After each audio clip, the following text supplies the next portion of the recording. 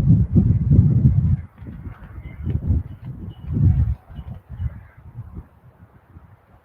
get depleted. You get depleted.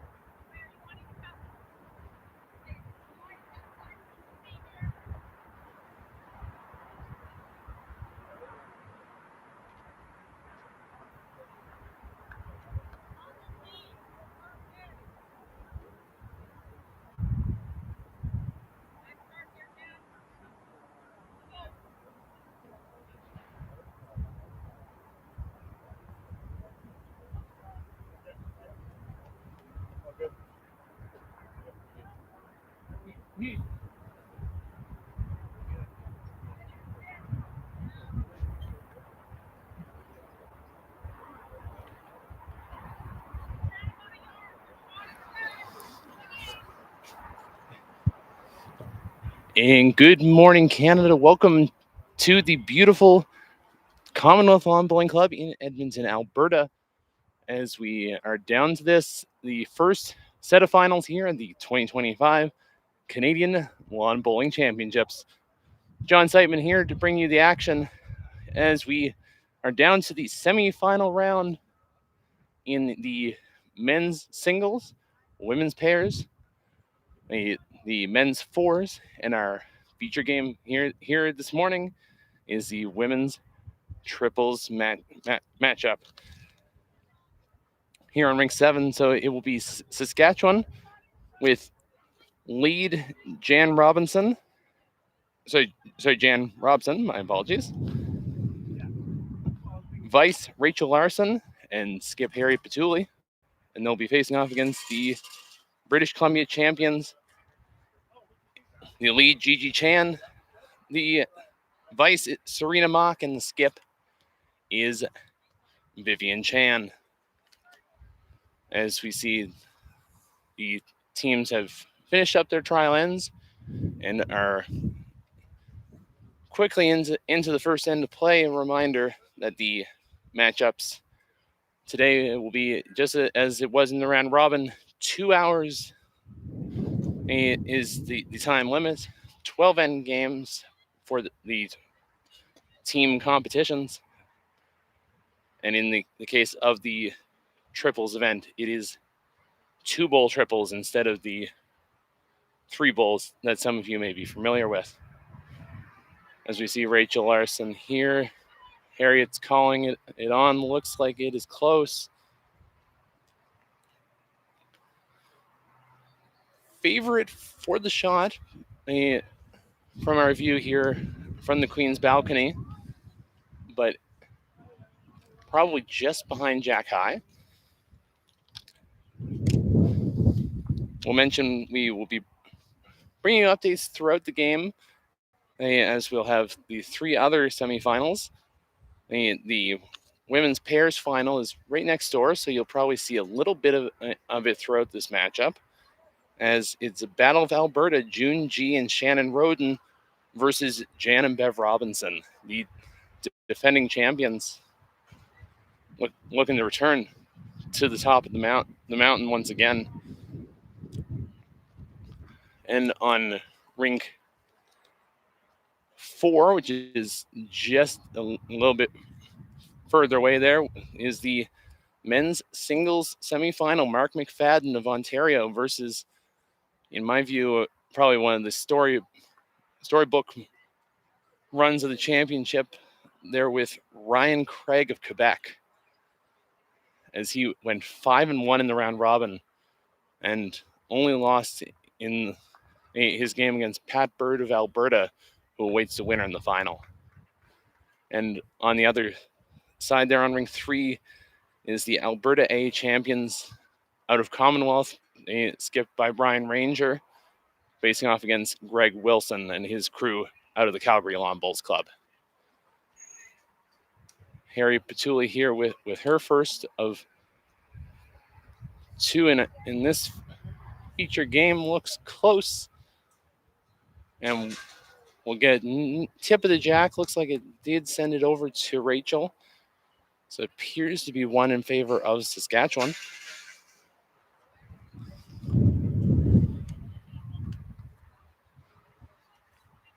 So Vivian just looking for a bit of guidance on the weight. Appears to be about a 1.5 feet worth of room to be able to draw the shot on the backhand side.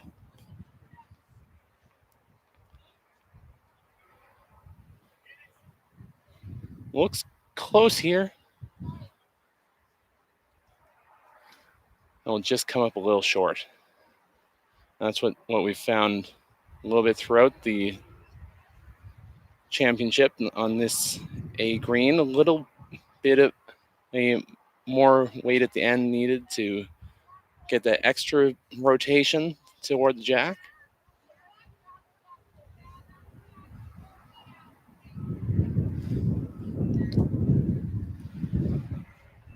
Harriet asking Rachel the distance for that front bowl, saying about 4 feet out.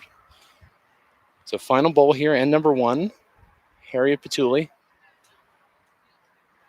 Looks pretty close here, but we'll just sail on through. So it will be a count of 3 to kick off this matchup in favor of Saskatchewan.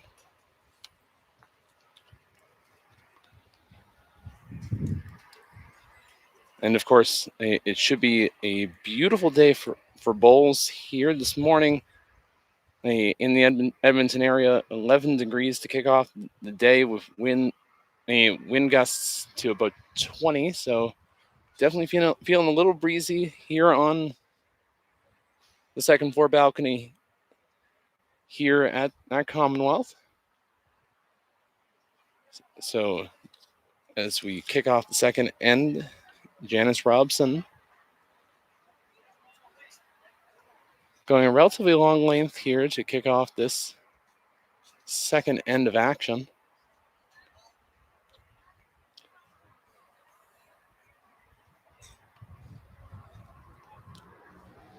And of course, these 3 ladies out of Saskatchewan, all experienced competitors at the national level, representing the Prairie Province.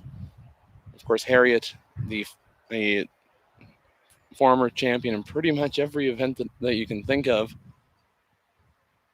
Most recently, of course, winning the women's 4s title. I believe it was at Wanda Fuka.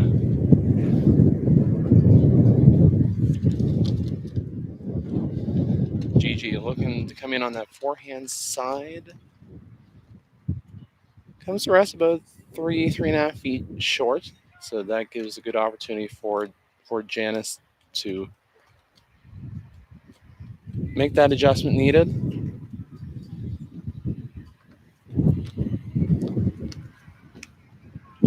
So the winner of this matchup will face off against the Alberta A champions, and that has been quite the storybook run there as well for Joanna Cooper, Taryn Mitchell, and Kiara Shalo. The experienced campaigner there with Joanna Cooper, who's been pretty much everywhere as a member of our national team, teaming up with two of the top-notch juniors here out of Alberta. Taryn, of course, just last week winning the under-18 Canadian Championship here at Commonwealth. And Kiara, of course, the former under-18 champion as well. So Rachel coming up probably about 6 feet short. Both teams kind of trying to feel this early stage of the matchup out, of course. Just trying to get that weight control early is going to be a key to this matchup. So Rachel coming in on the forehand side, looking to adjust.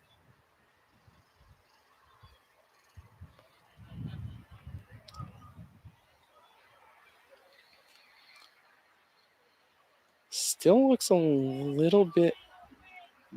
There you go. Good bowl.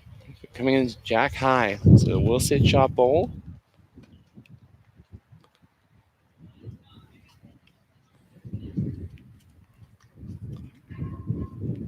Serena looking to make the adjustment. Coming in on that forehand side. Appears to be just short, as we'll see the teams interchange.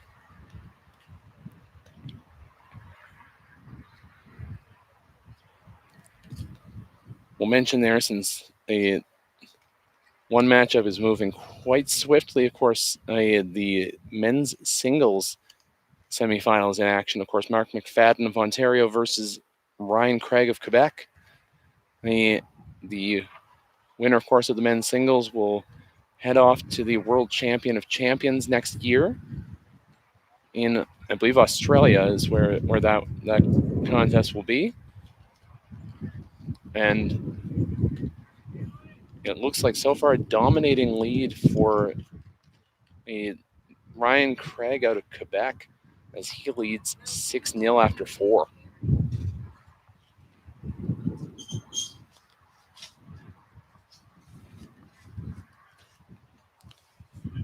Vivian looking to come in on the forehand side. Draw in or rest the bowl there of Rachel Larson's.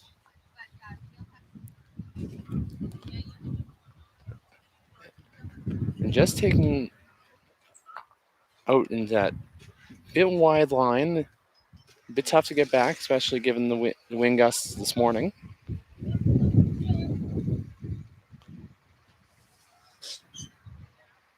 Harriet with her final bowl of this second end of action.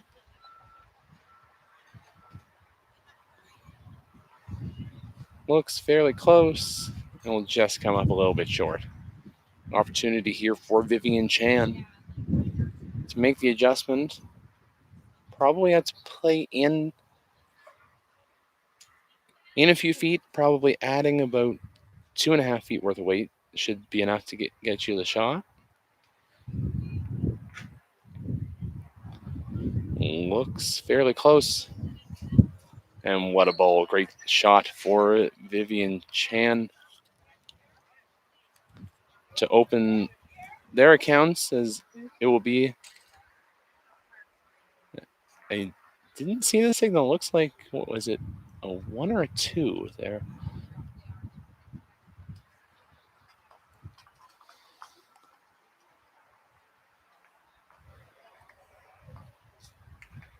And I guess my eyes deceived me, because I believe it was a 2. So that would put it to a 1-shot margin here.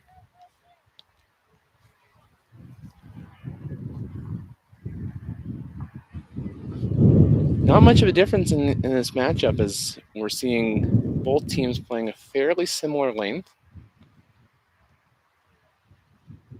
Trying to get the advantage early. Of course, once again, 12 end game here, or a time limit of 2 hours, including the trial ends. Excuse me.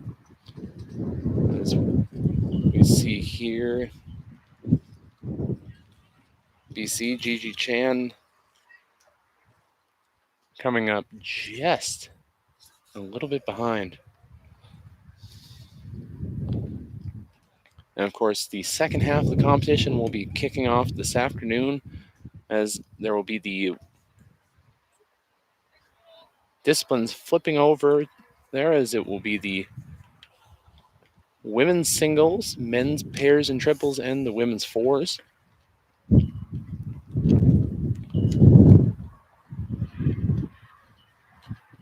Gigi coming in on the forehand side, looking to rest the bowl of Janice's. Looks like that was a pretty good result. Harriet calling on Janice to come in again on that same forehand side. Looks a little bit tight.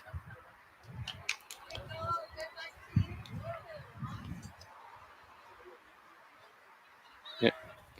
Comes across the center line, going to rest a few feet above Jack High.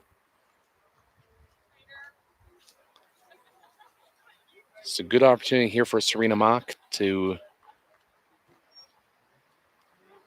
play a good draw here and put the pressure back onto Saskatchewan once again.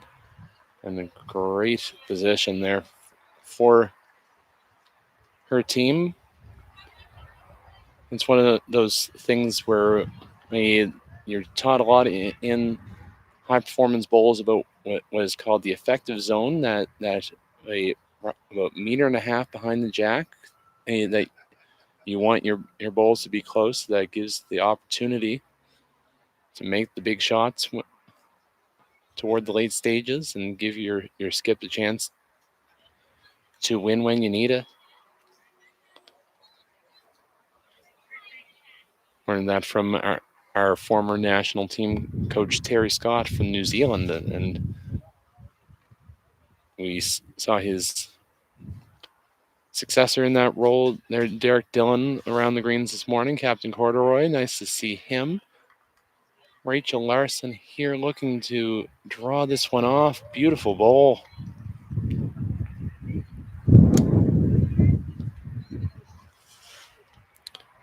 Serena probably now having to change hands, coming in on the backhand side.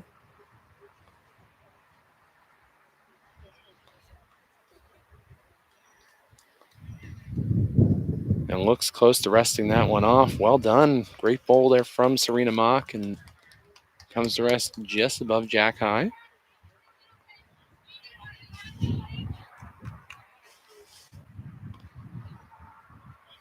Harriet calling for a bit of a conversion, trying to play through onto the British Columbia bowl of Serena Mock and try to bring the jack through to Janice's bowl at the back. Looks fairly close, just wide. Wow, that was a very close effort from Rachel Larson.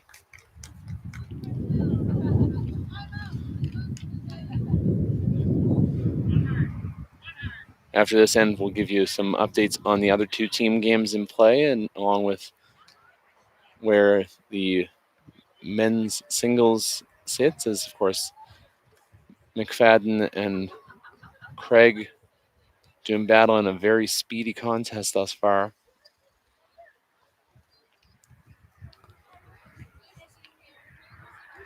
As Vivian heads to the mat, we'll just give a huge thank you to Bowls Canada's national sponsors, of course, the government of Canada through Sport Canada.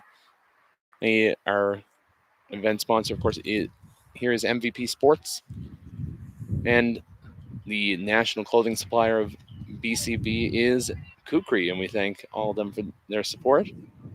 And of course, today, I want to thank the crew at Kiwi Productions for their great work behind the scenes, making us all look good and bringing you all the action to all you Bulls fans across Canada. So Vivian trying to play in on that forehand side, little bit deep, so you'll probably see a fairly similar shot to what Rachel had been called for by Harriet, playing in on that backhand side. Try to rest the black bowl off and get the jack over to the red bowl of Janice Robson.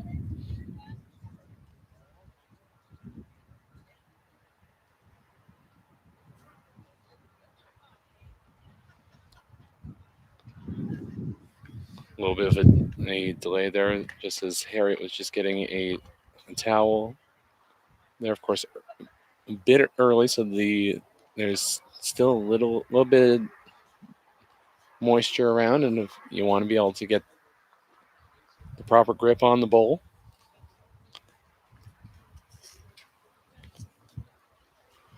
So as expected, Harriet on the backhand side. Playing that a little bit aggressive weight. Coming in a little wide. We'll get a bit of a wick over. Gives a good opportunity, though. There's some good positioning in that area of the back, just behind the jack. Vivian's going to come take a look. So she'll probably want to come in and on that forehand side once again, get a little bit better position. Because based on experience knowing Harriet Patulli, she's known to play that aggressive path. And I definitely would not be surprised to see her go at that again.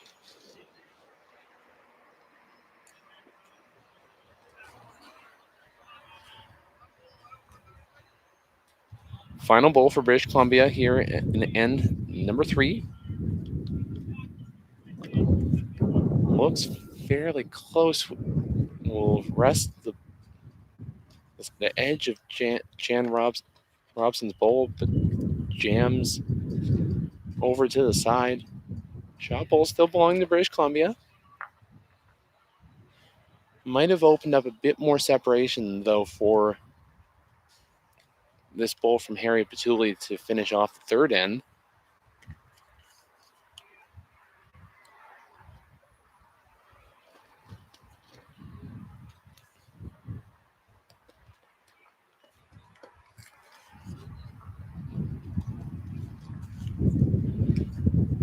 Looking to maintain the lead in this matchup, of course, leading by 1, Team Saskatchewan.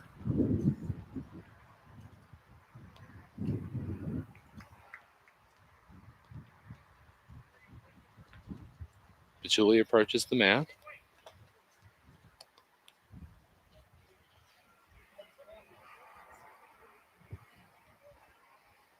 Looks fairly close here.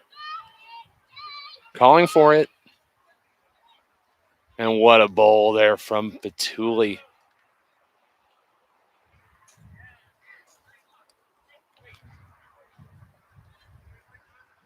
And a count of 2 there for Saskatchewan to take a 5-2 lead in this matchup.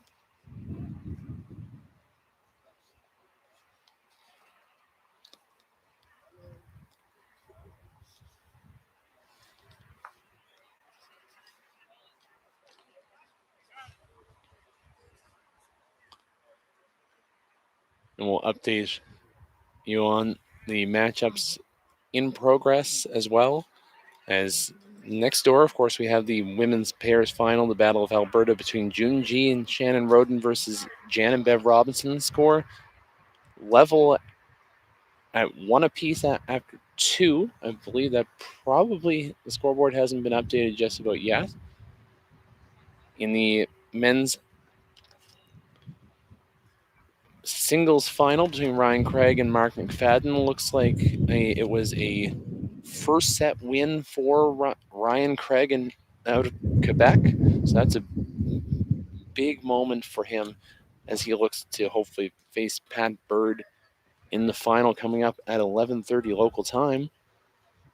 And in the fours final, It looks like it is a 3-0 lead for Brian Ranger, Brad Roden, Nathan Finley, and Lou Handley over Greg Wilson's crew out of Alberta. Correction, out of the Calgary Lawn Bowls Club here in Alberta. Greg with Rob Law, Ken Olsvik, and John McDonald. So it looks like a fairly close matchup here between Chan and Robson.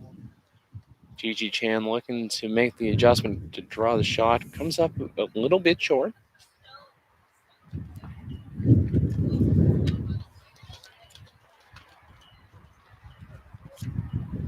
Rachel asking about going on the backhand, potentially trying to promote the bowl of Janice's, but Harriet calling for the forehand draw around.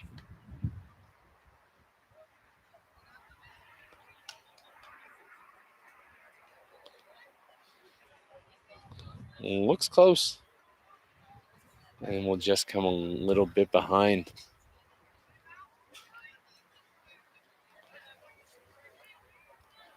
Serena Mock looking to make the adjustment, drawing around the front bowl of Gigi's to put herself in a good position. And will come up that about 6-ish feet short. 6, 7 feet.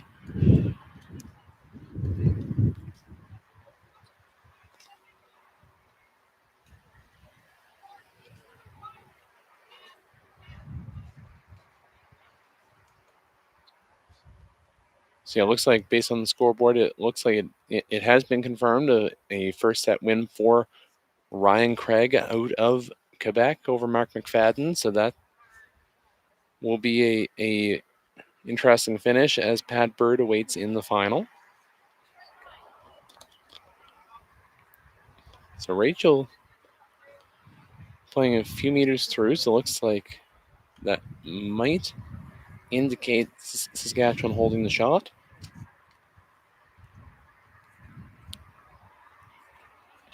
So Serena Mock looking to make that adjustment around. Will she have enough? She will just come that little bit short. Don't forget, if you're in the Edmonton area, make sure to get on down here to the Commonwealth Lawn Bowling Club. It looks like it is going to be a beautiful day for some bowls. Finals coming up in the first set of disciplines at 11:30 before the second half discipline starts at 2:30 with the first two matchups. But if you can't make it here in person to cheer on the players, we'll be happy to bring you all the action here on the Bowls Canada live streaming.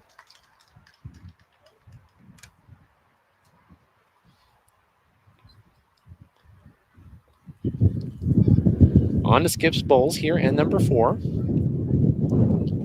Harriet Batuli, looking to draw around on the backhand now.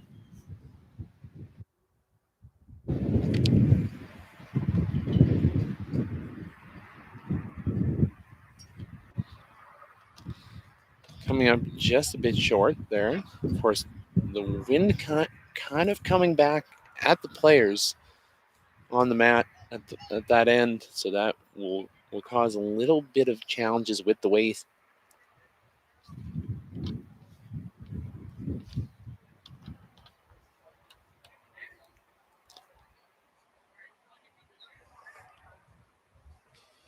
Vivian Chan with her first of 2 here, looking to play around on the forehand side.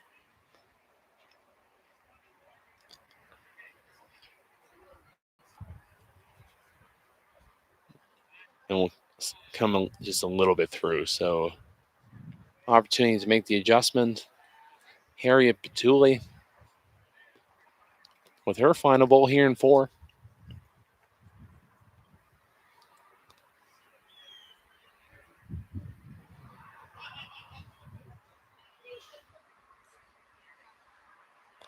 and will just come under and short.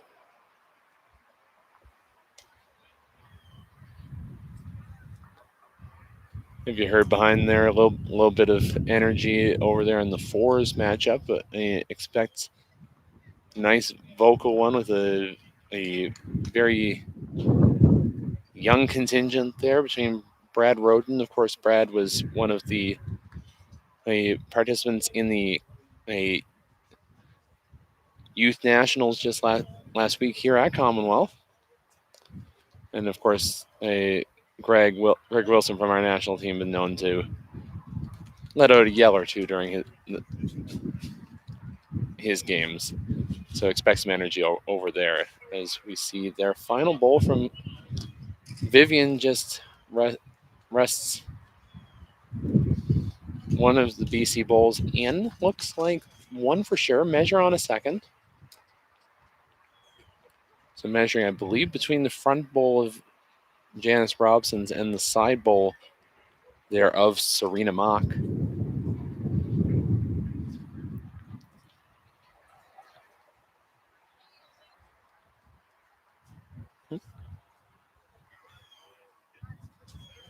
Is it two now? Three. It will be a count of three in favor of BC to level this matchup at 5 apiece.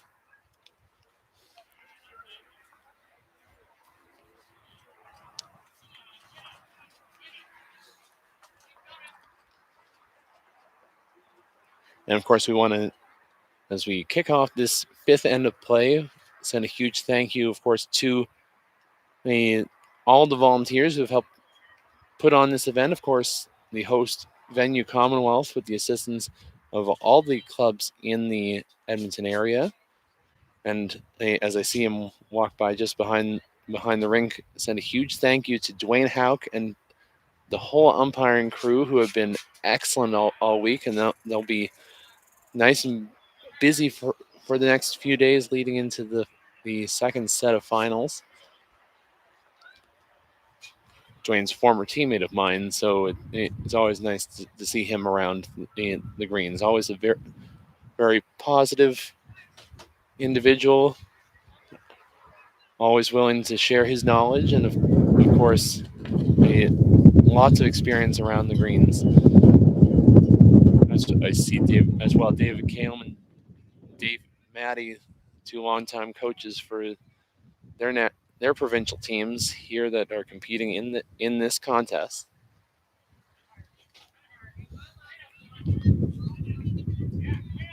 So Janice coming up a little bit short, so opportunity here for Gigi Chan to make the adjustment on that forehand side, coming up just short. It's going to be a tricky hand here coming this way because it's coming in almost diagonal at their backs. So that will cause a bit of issue trying to get the weight needed as we see Janice drawing jack high. Great bowl there from her to make the adjustment needed.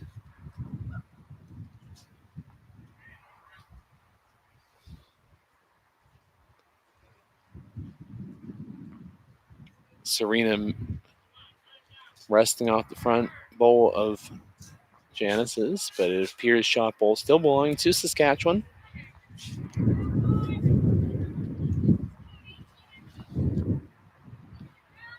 Harriet indicating the front bowl still a few feet above. So calling on Rachel to play that forehand draw once again.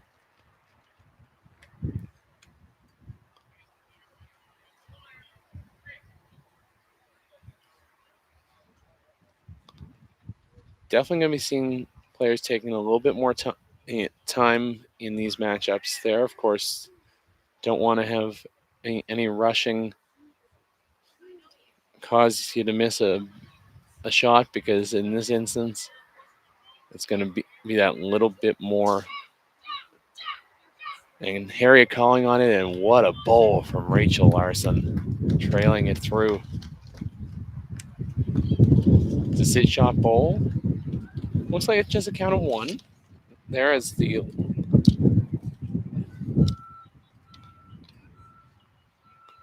light red there, Gigi Chan at the back will sit second shot.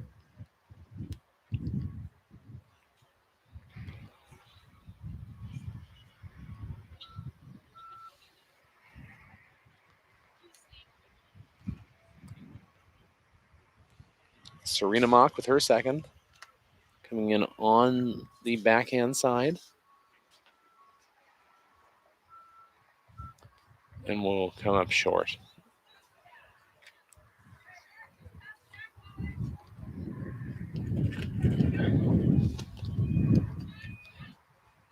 So looking for a bit of an adjustment there, going to change hands, it appears.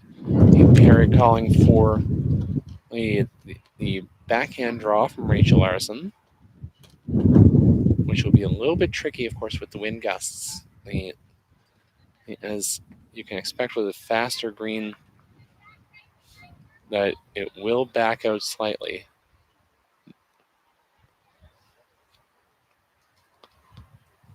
She definitely had the way there, but just a little bit short compared to what she had planned. So still holding one, Saskatchewan, here in end number 5.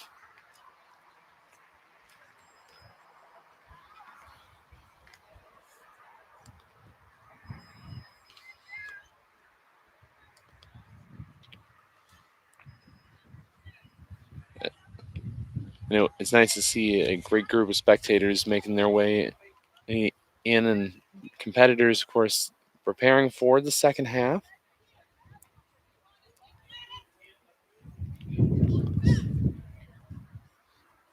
And actually some that are preparing for finals there coming up next, as I just saw Heather Hanoski, who is the lead for Team Saskatchewan, leading up for Jordan Koss. And that team out of Regina will await the winner of the Alberta battle on the rink next door. And we'll look forward to bringing you as much of the action as we can here across all 4 of the championship greens here at Commonwealth Lawn Bowling Club in Edmonton, Alberta. I'll mention, since I just got a message through to say hello to my friends and my mother from Team Nova Scotia, who are tuning in at their Airbnb before they come to start their title defense in the 4s. And of course, as well, Vicky Balcom looking to jump a few steps higher on the singles podium. Harriet going a little bit through, so not that bad a position, because there is some opportunity for that bowl should Vivian Chan choose to play an aggressive shot here to try to get that bowl of Rachel Larson's.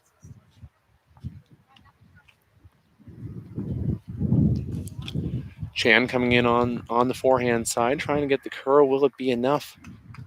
And will be just a little bit behind. Shot bowl still belonging to Saskatchewan. It appears, from our angle at least.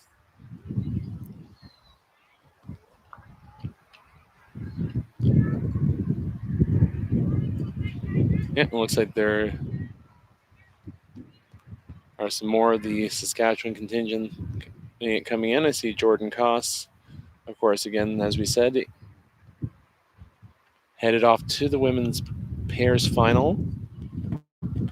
And her cousins, Brandon and Carter Watson, who will be competing in the men's pairs competition.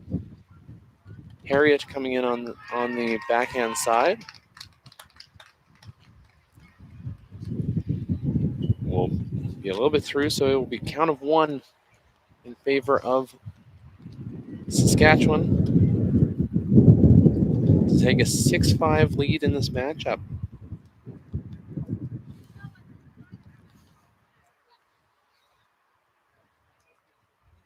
headed about halfway through this matchup.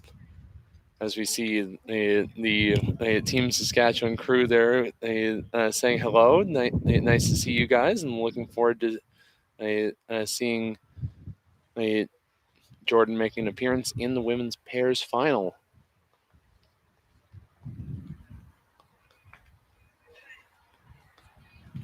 I've been good friends with the Saskatchewan contingent there since my first junior national championship in Fredericton about 12 years ago. So it's always nice to come back to these events. It's almost a little bit like a family reunion with all the friendships you make around the greens.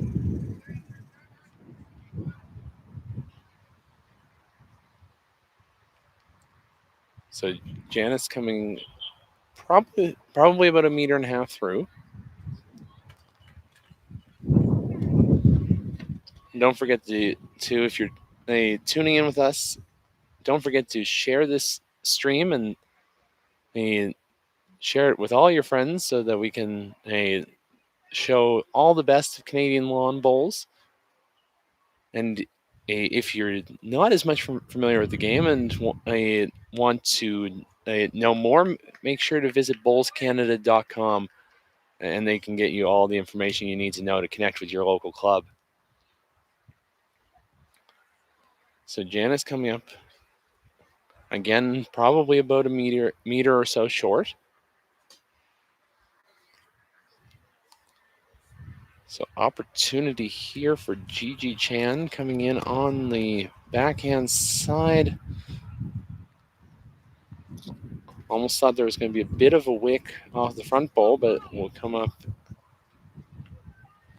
and through.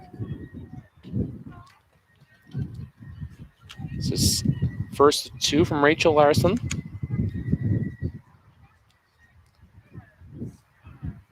Here in end number 6, coming in on the forehand side.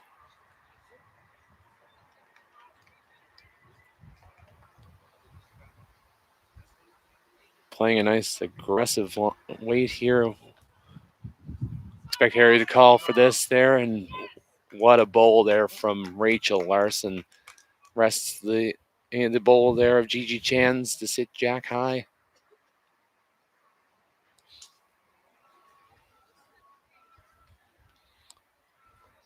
So expect a fairly similar bowl here from Serena Mock, trying to rest the bowl again and maybe take the jack back. A little bit down weight, so that will fall through.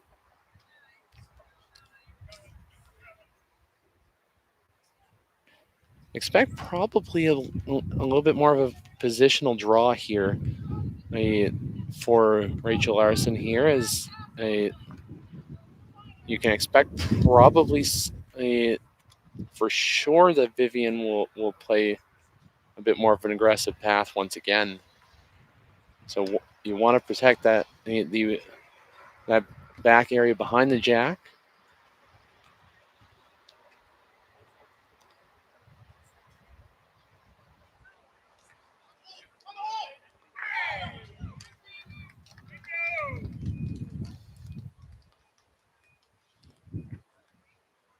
And again, as we're hearing there, as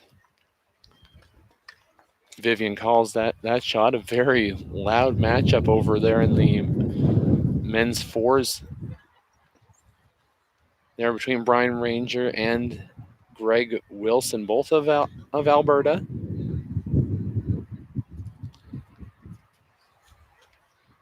On to the final bowl here from Serena Mock here in end number 6. Coming in on the backhand side was what her original call was, but looks like Gigi having a chat here. Still appears to be the call.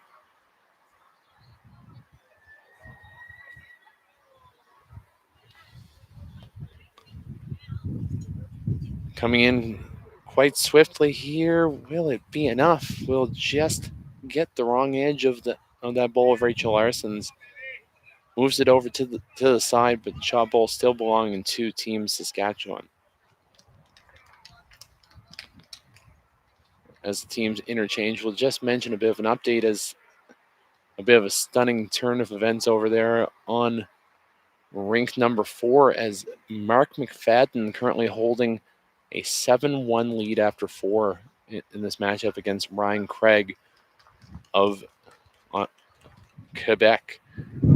And that's going to be an interesting one because if McFadden were to hold this lead, he would be heading off to a 3-end tiebreak to decide who will face Pat Bird in the final.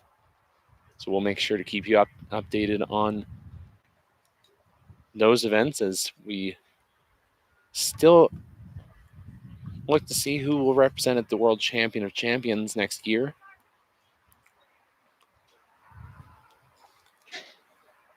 As Harriet comes a little bit short there, so that a bit of a good defensive bowl puts Vivian Chan under some pressure to play probably with weight through the port, trying to rest the bowl of Rachel's or trail the jack back to the bowl of Serena's just behind.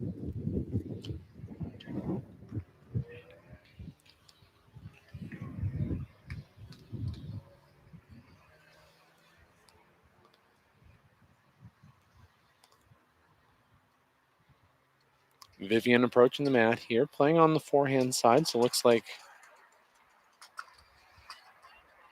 the expected call there to try to play off the bowl of Rachel Larson's. Playing a fairly aggressive line for that side that won't come back for sure.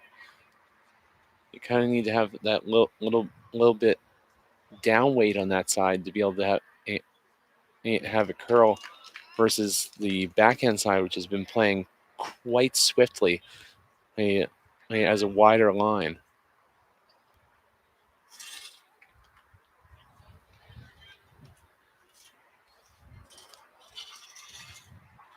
So Harry Patulli here with her second of this 6th end of competition here from Commonwealth.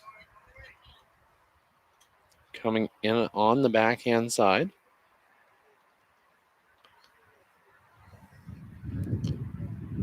Playing it a little swiftly, so looking to protect the back position and a good home for that bowl.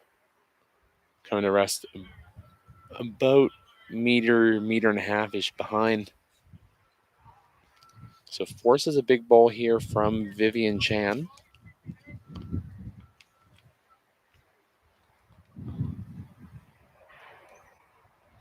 Coming in on that same forehand side. Appears to be pointed fairly well, so will she have the weight needed to get back? It looks close, and what a bowl. And she's going to probably feel bad about that one because you couldn't have played that one any better. As it just jams on the back bowl, so could that be the turning point of this matchup? As we so far through the first half, we had seen teams alternating the ends. That was the first back-to-back ends of this contest.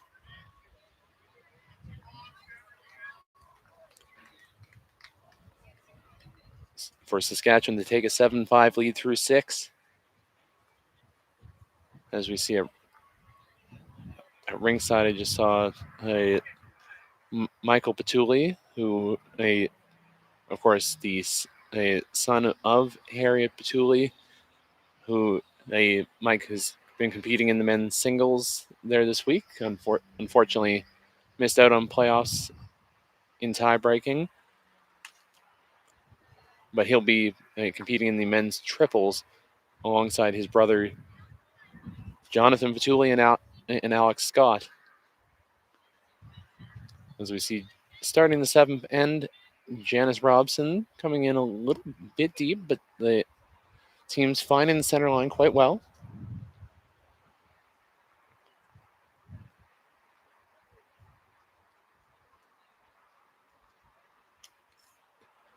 Gigi coming in that little bit closer. The classic anything you can do, I can do better approach. Just removing a toucher mark, of course. For some of you who may not be as familiar, of course, with lawn bowls, if a bowl touches the jack, it's marked with some chalk, and if it were to go into the ditch, it would remain in play. So Janice coming a little bit through again, matching the same bowl of hers at the back. So shot bowl belonging to British Columbia.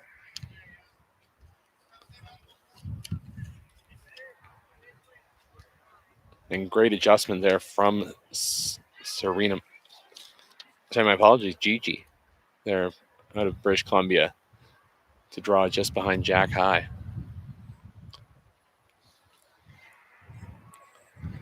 Rachel Larson coming in with the first of hers on this 7 bend.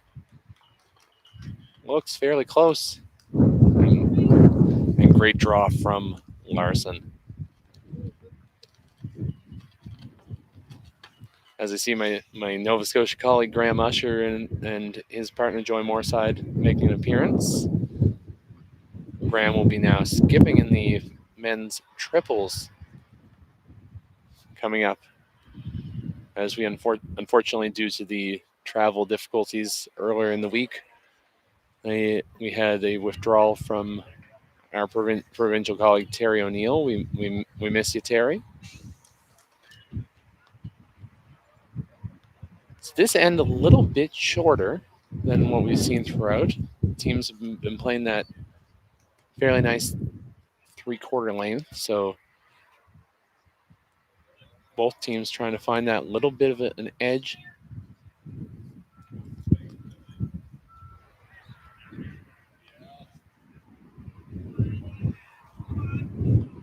We will mention there, just as I just noticed, here is Serena Mock delivers her second of 2. The update over on rink number 4, as Mark McFadden has taken the second set and is off to a tiebreak right now. 3 ends with the winner to face Pat Bird in the final coming up.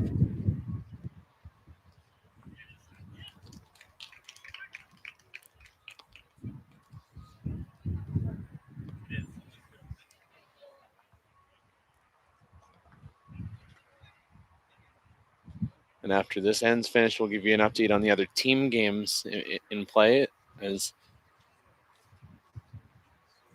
all the games pretty much in a similar position in the matchup, about that 7th to 8th end. Harriet coming in on the forehand side, pushes the bowl of that was the bowl Gigi Chan's at the back. Might be holding shot ball.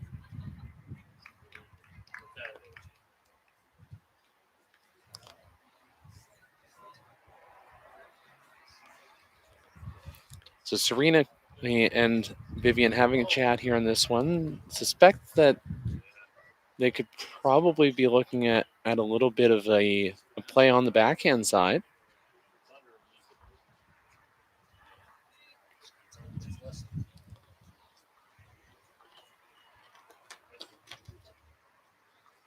At this point, with a 2-shot lead, you don't want to let the game get away from you too quickly. So, especially with these games being a little bit shorter than some of the traditional matchups that you may have seen in the past. Personally, I'm a big fan of this style of matchup, as it's a little bit more forcing you to play that little bit extra aggressive, which makes it fun for the players to be a part of, and for the fans, both here at ringside and watching wherever you may be able to watch all the action and enjoy a great game of bowls. And we've been treated to a great one here.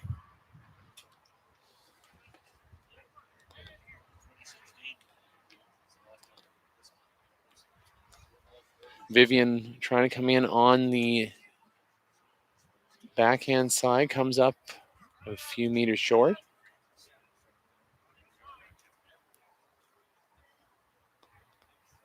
So Harriet looking to see if there's any chance at removing that bowl of Gigi Chan's to maybe score a 3.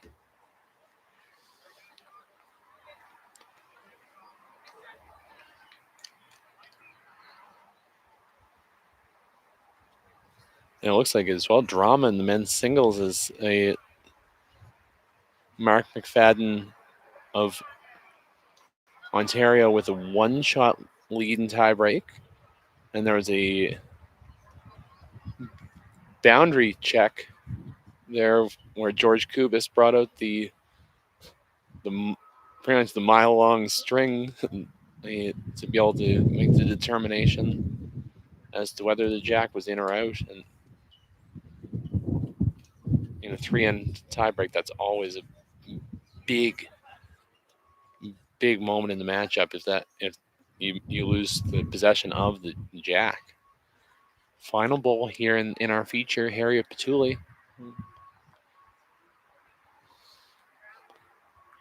Jams off the front, still a good position. Oh, nope.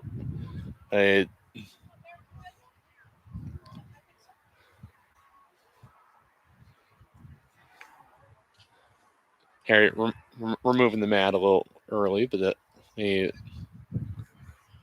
fortunately, the players all exhibiting some great sportsmanship throughout.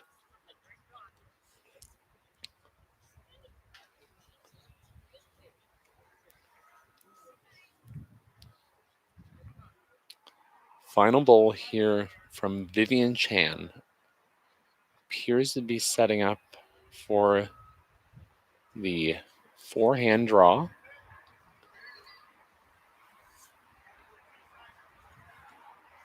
Looks like it's just going to come under, so this could be the turning point of this matchup.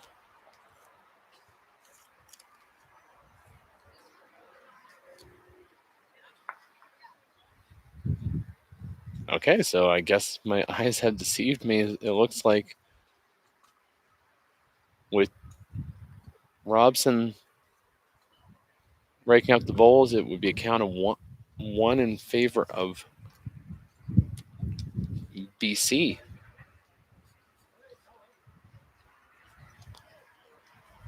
So that would be 7-6.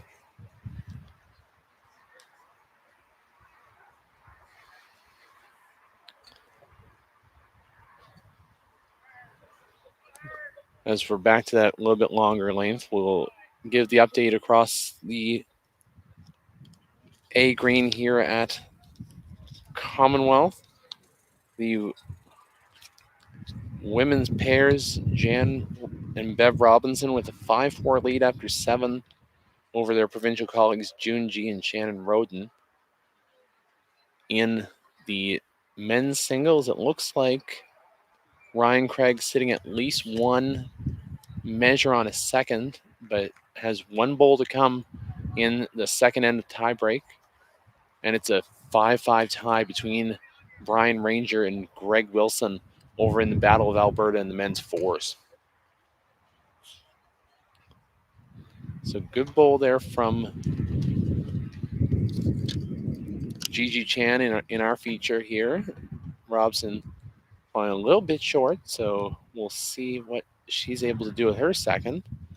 As officially confirmed, 7-6 through 7. As we reach about 2/3 of the way through this matchup.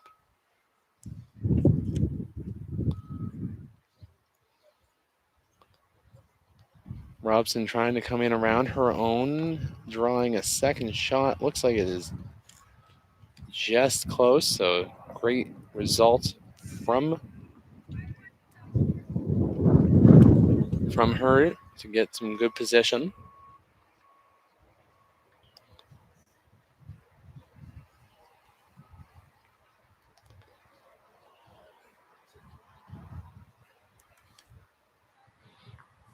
Serena coming up about 1.5 meters above the jack. So opportunity here for Rachel Larson coming on that forehand side. A little bit of confident draw if you can get around the front bowl of Robson's or even push that one up. That would give them a good chance of scoring in this matchup and getting the possession of the jack back with 4 ends to play.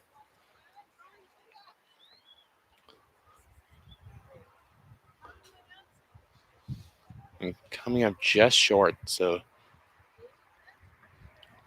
definitely a nail biter of a matchup here. As we'll just mention, update of the men's singles. It was a 2-shot turnaround for Ryan Craig out of Quebec to take a 1-shot lead through to the final end of the tiebreak. So we'll try to keep you up to date as much as we can about that one, as it looks like Ontario holding shot over there on the far rink.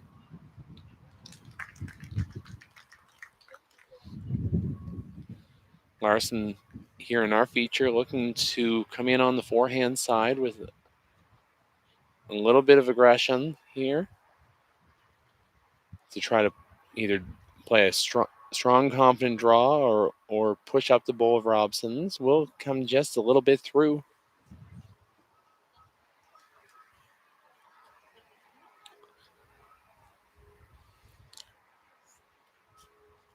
And it will be off to Skip's bowls here with Team BC holding 1. And we'll mention once again, a huge thank you to our sponsors, the Government of Canada through Sport Canada. Our event sponsor, of course, is MVP Sports, a longtime supporter of bowls in Canada. They're Dan Milligan. And, of course, the official clothing supplier of BCB is Kukri, and we thank all of them for their support of lawn bowls in Canada. On to Skip's bowls here in end number 8. Vivian Chan coming in on the backhand side.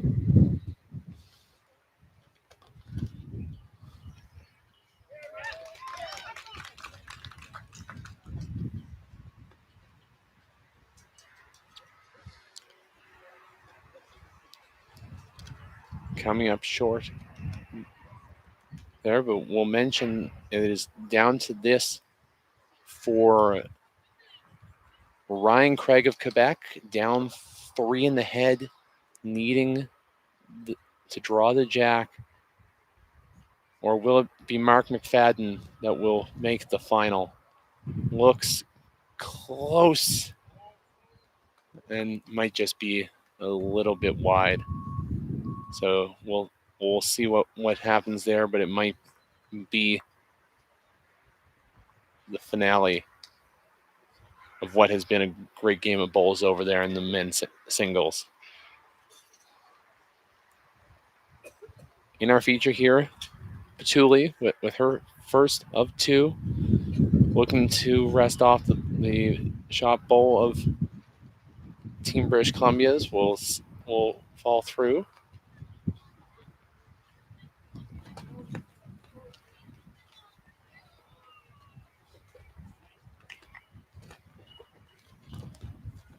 The final bowl has been played.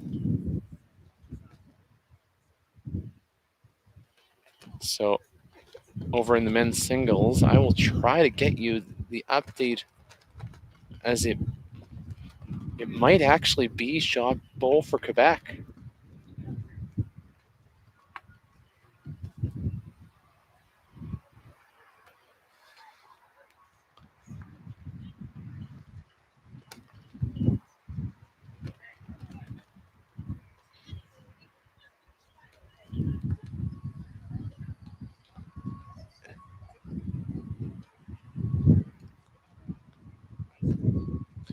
So in our feature here, Patuli looking to get around. What a bowl will it hold?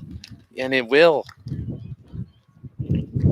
And we'll mention there, it looks like the drama has continued as the men's singles final awaits for Craig and McFadden. It will go to an extra end of the tiebreak. Tied 2-all, so one end to decide who will face Pat Bird in the final, coming up at 11:30 Mountain Time.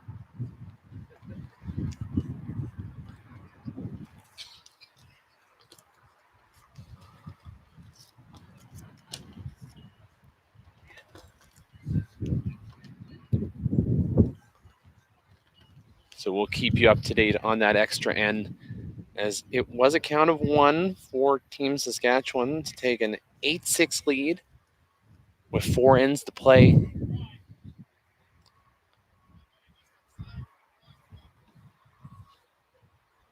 As we'll mention that Ryan Craig's holding shot over on ring number 4, looking as he'll look to make the adjustment and get close to Jack and just sails through over there.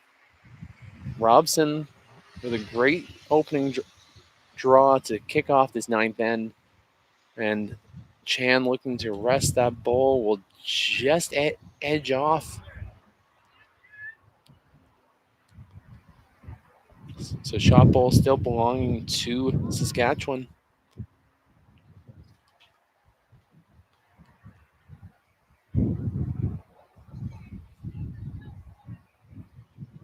Extra end of the tiebreak in the singles. The umpire signaling a measure.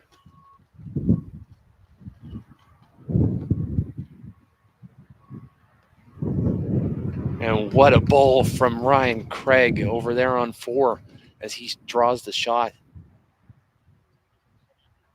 to sit what appears to be match lie. Will it be Ontario or will it be Quebec?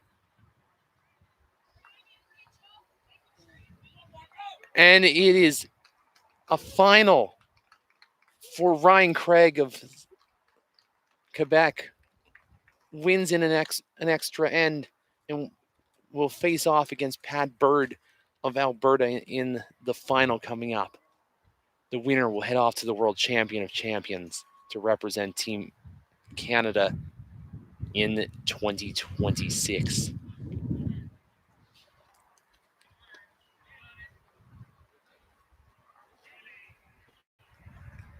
The energetic single star out of Quebec looking to go one more. So we just see behind our ring his pairs teammate Marco Veilleux, congratulating him on what has been an amazing week. The top 2 singles players will go at it, and it did go to a tiebreak just about a day ago. So back to our feature now as the drama finished up in the men's singles. Larson trying to play in on that backhand side, comes up short.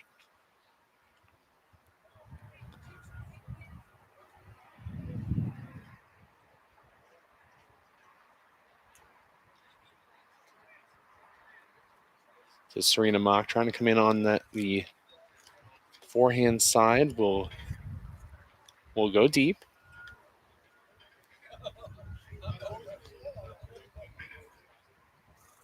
So shot ball still appears to belong to Saskatchewan.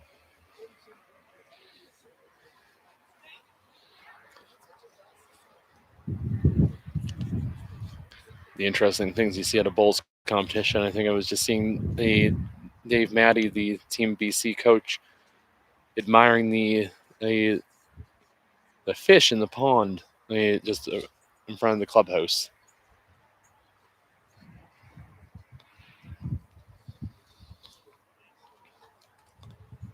On to Skip's Bowls here in our feature. Harriet Patuli. Probably playing that draw around on the forehand side.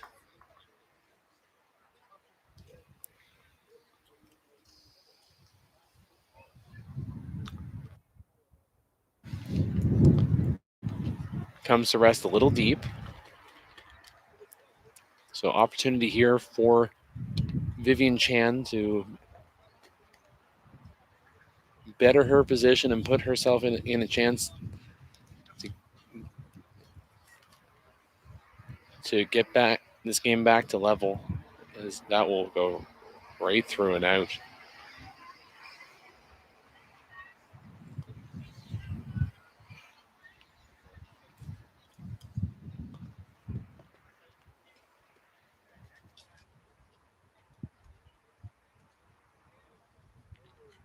Patuli with her second here in end number 9.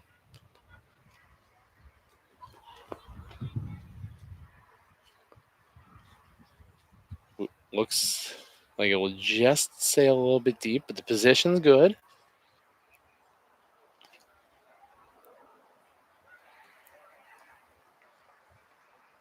Final bowl here from Vivian Chan and number 9. Looking to draw the jack or promote the front bowl. Oh, and will just rest off the front.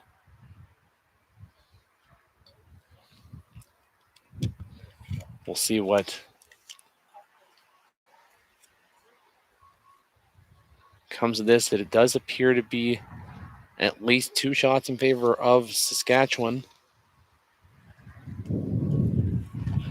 The team featuring players out of both Regina and the Nutana Club in Saskatoon.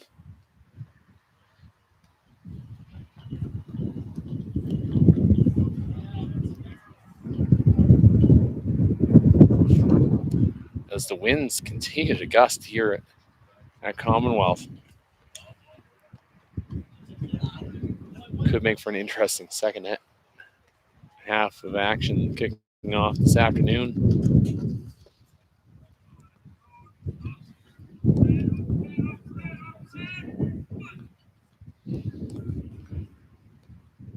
Lots of energy over there in that men's fours as we await the result of this measure.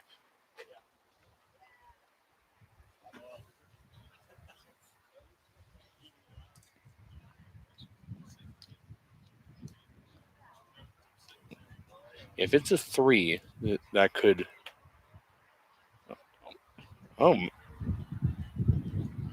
one. I know they took 2 bowls out. But was it a 2 or was it a 3? Because a 3 would really put a lot of pressure on Team BC to score here if they want to keep this matchup alive. And it appears to be, as they're just in front of the scoreboard, it will be a count of 2 in favor of Team Saskatchewan. So that is a 4-shot lead here through 9 ends of play from the Commonwealth Lawn Bowling Club in Edmonton, Alberta. Thank you for tuning in with us. We appreciate you being here. John Seitman bringing you all the action. Thanks to our crew behind the scenes from Kiwi Productions. As we kick off end number 10, there, Janice Robson coming up probably about a foot and change just behind the jack. Good opportunity here for Gigi Chan to play a good draw here, and she does. Good bowl.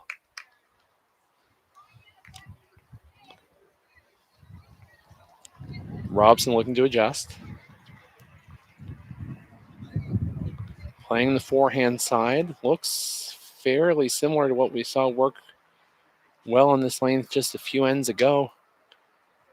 Oh, just a little bit deep.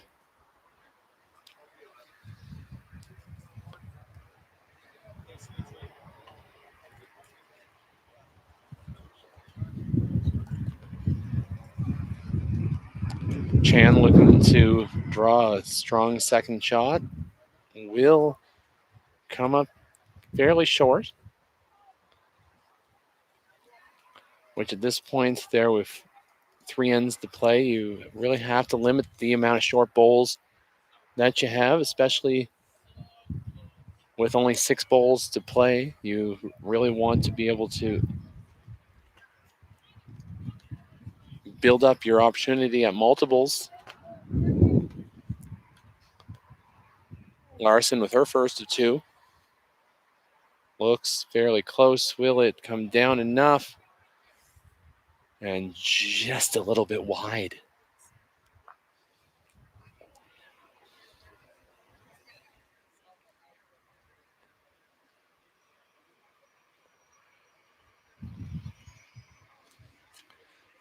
So Serena being called upon by Vivian to play in on the backhand side, either draw the shot or rest out the bowl of Larson's. Rachel Larson, will it be enough? Will come up just short.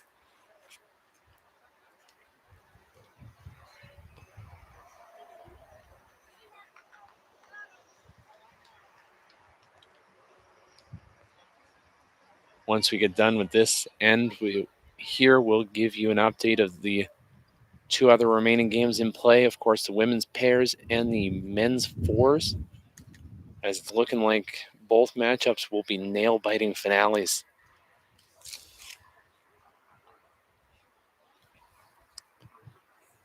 Rachel Larson looking to make the adjustment here, coming close. Will it get enough? And will do so. Great shot from Rachel Larson.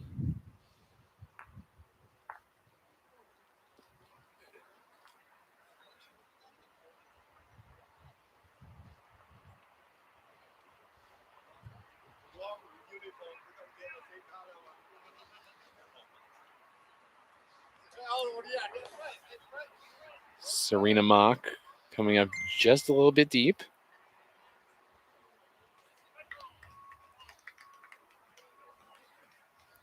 As we'll see the teams changing ends. Expect this is going to be a big end here needed for Vivian Chan if she wants her team to make an appearance in the final against the team of Joanna Cooper, Taryn Mitchell, and Kiara Shalo.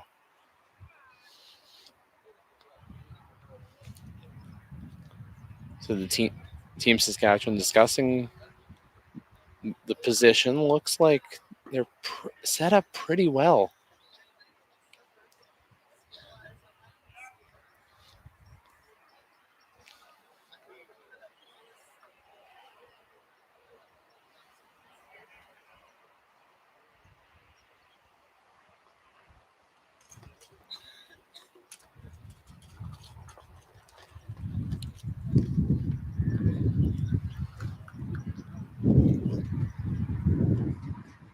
Harriet with her first of 2 here from the far end, looking to draw through the port. Comes up short. And this has been a bit of a tricky one there for all 6 of the players, as we have probably more gustier conditions today than it has been for the rest of this Canadian Lawn Bowling Championships.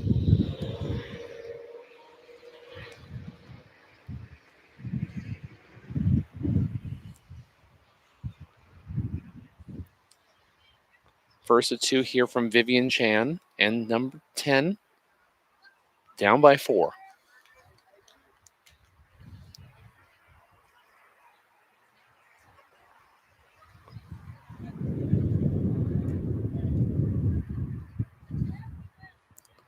And oh, what a ball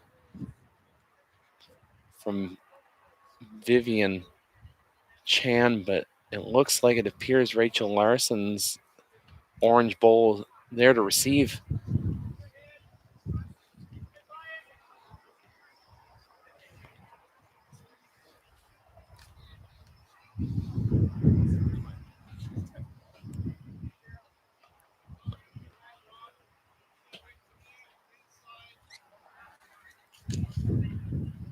So Saskatchewan looking at all the options. I would expect to see a backhand draw here. Not afraid to leave it a little short, as you don't really need to disturb this much.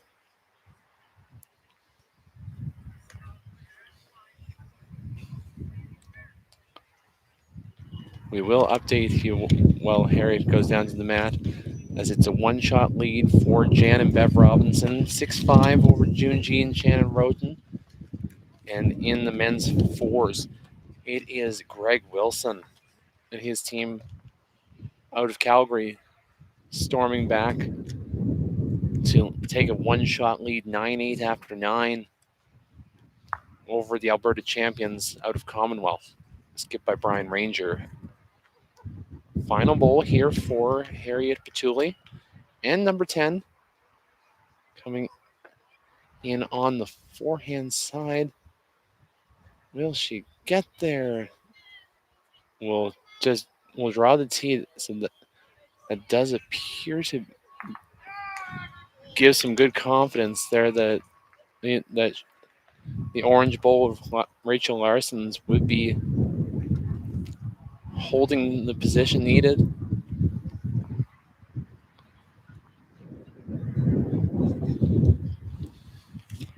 So this is a big moment here for Team BC.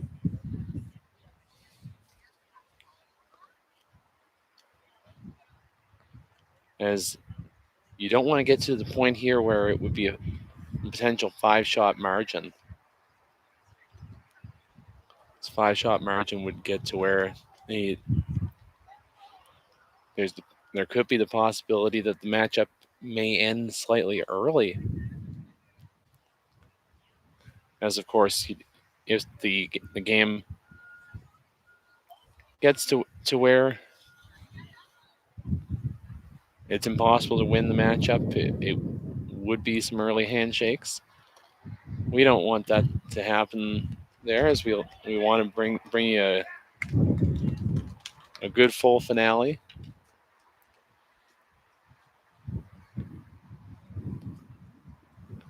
Final bowl here from Vivian Chan here and number 10.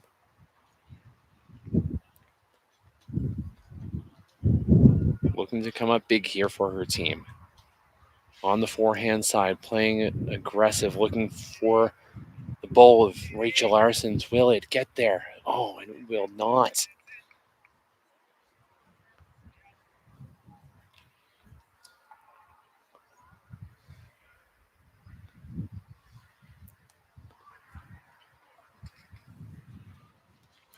And it appears to be a count of, I believe that was that a 1 or it was a 1. So an 11-6 lead for Team Saskatchewan through 10 ends of play here from the beautiful Commonwealth Lawn Bowling Club in Edmonton, Alberta. If you're in the area, make sure to get down here to the club to cheer on the players. The final will start at 11:30 local time.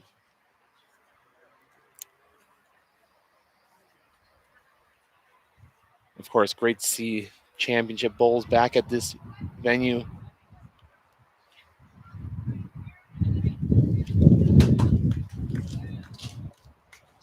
The home of the 1978 Commonwealth Games.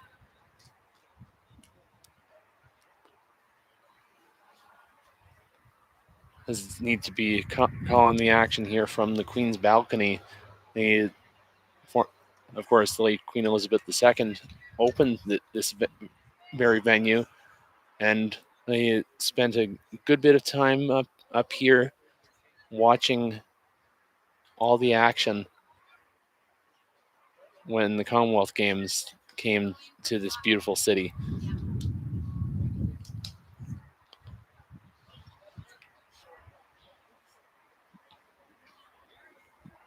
But if you want to be a part of this, there's lots of spots available around at ringside to cheer on all the players. So hopefully we'll see you here. But if you can't be here in person, we'll be happy to bring you all the action here on live streaming.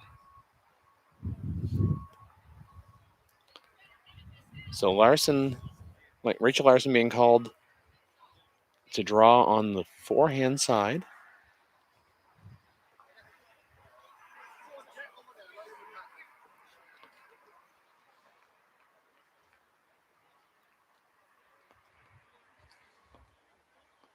She has been playing this side quite well there throughout this matchup.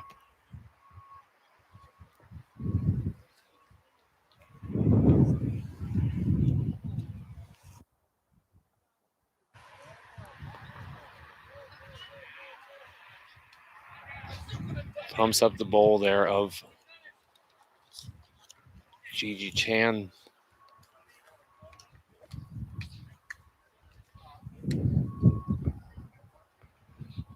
Definitely not the result that she hoped for, but again, holding a 5-shot lead.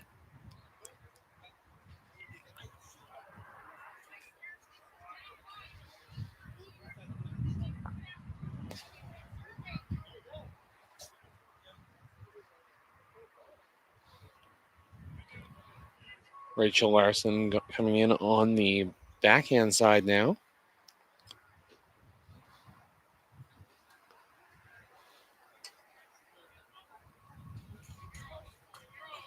Looks like a good path if it gets down. Will not.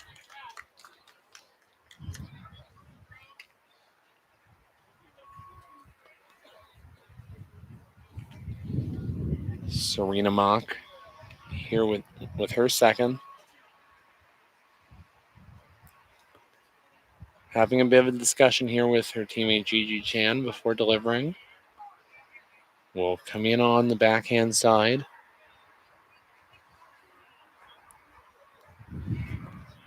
And will jam on one of the side bowls.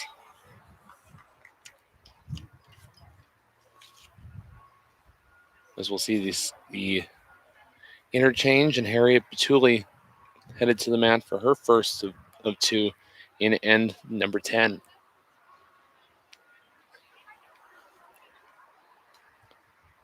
Correction, number 11, my apologies.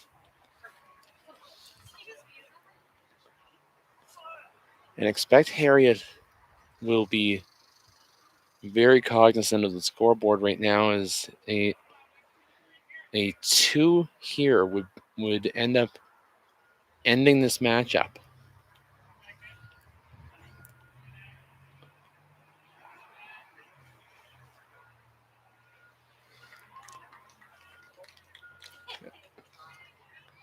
Harriet trails it back to sit shot bowl with the bowl of Janice Robson's.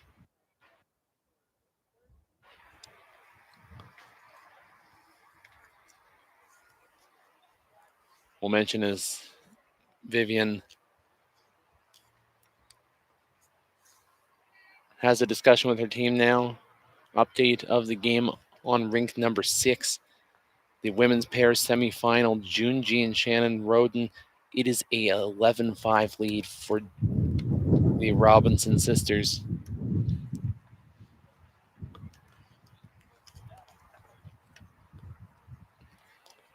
So G and Roden will need a full count in end number 12 if they want to send this matchup to an extra.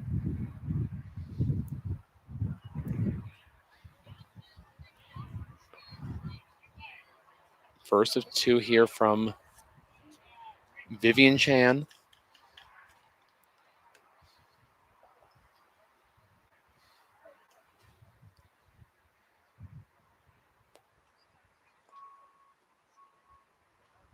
Coming in on the backhand side, looking to dislodge the jack or remove the bowl of Janice Robson's will go through the hole.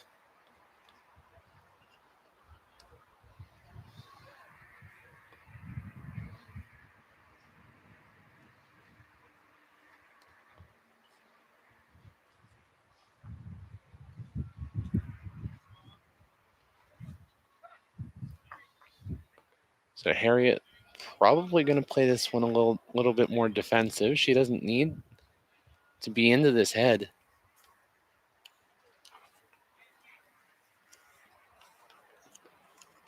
As I just see there, David Kalem, the team's Saskatchewan coach, watching on. He'll definitely be happy with his team's performance in this matchup.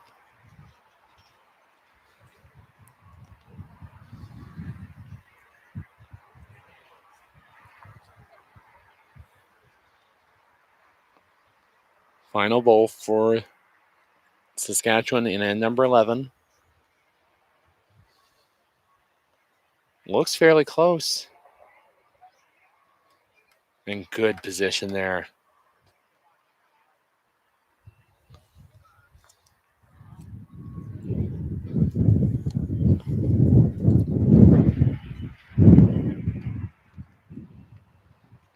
Yeah, the wind is picking up here at Commonwealth, and the play is red hot.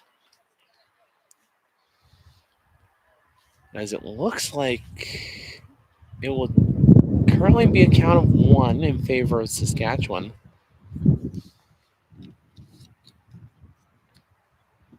Which would still require that all-important 12th end to decide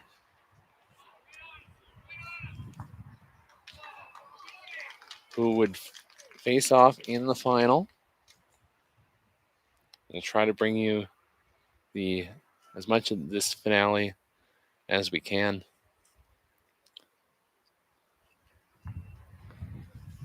Here across all 4 rinks, as we'll see there, Vivian Chan looking to get the edge, and will just sail on through.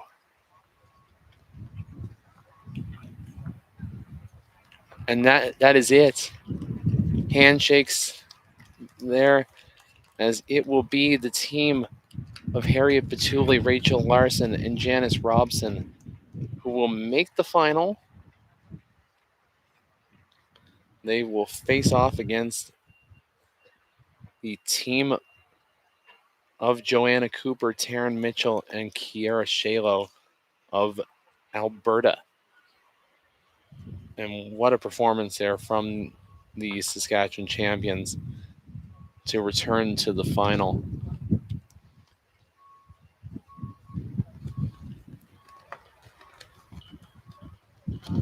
And it looks like the pairs final will also be decided as well,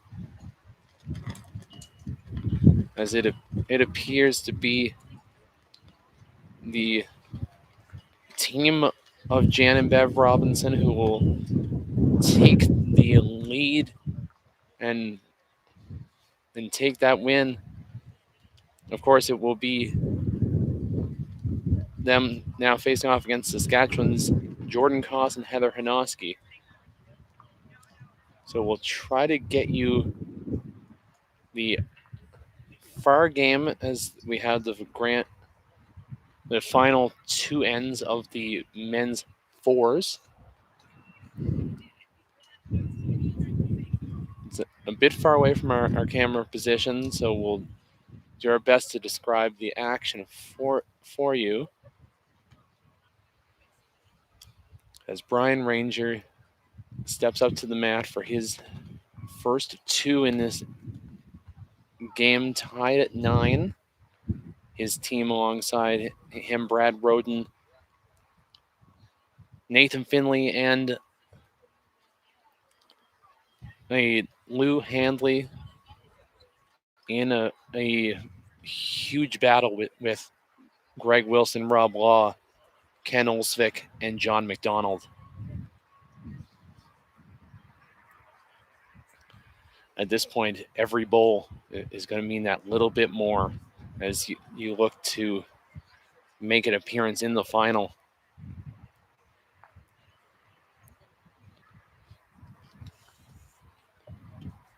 Wilson on the drive.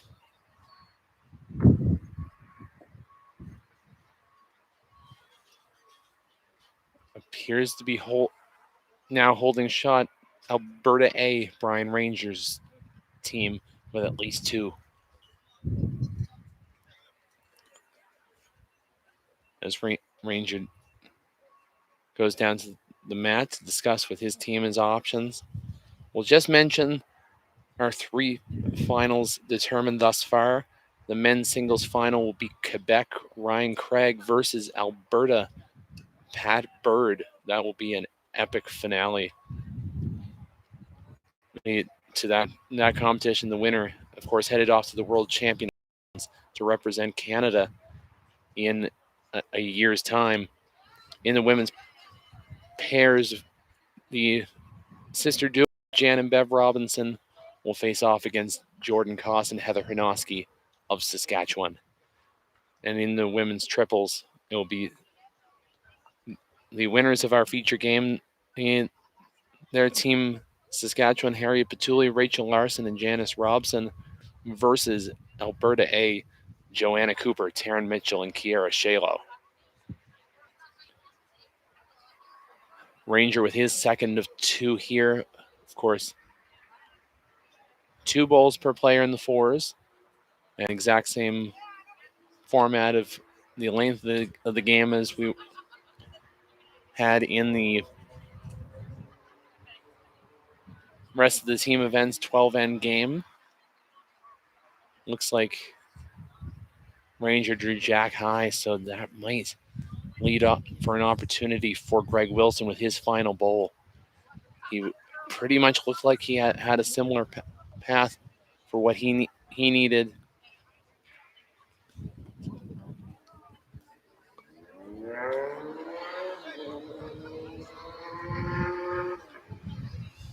Could this be the moment?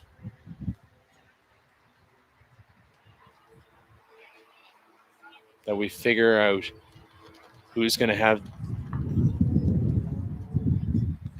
the advantage going into the final end, and it looks like it appears to be Brian Ranger will get the edge.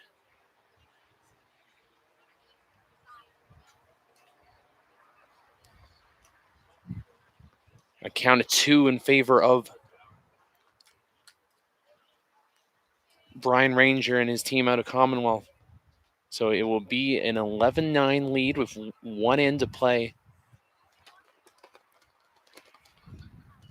Handley will bring the mat up further than what we've probably seen for most games so far this week. As they'll look to defend that 2-shot margin and book their spot in the final against Heng Lee, Desmond Tibby,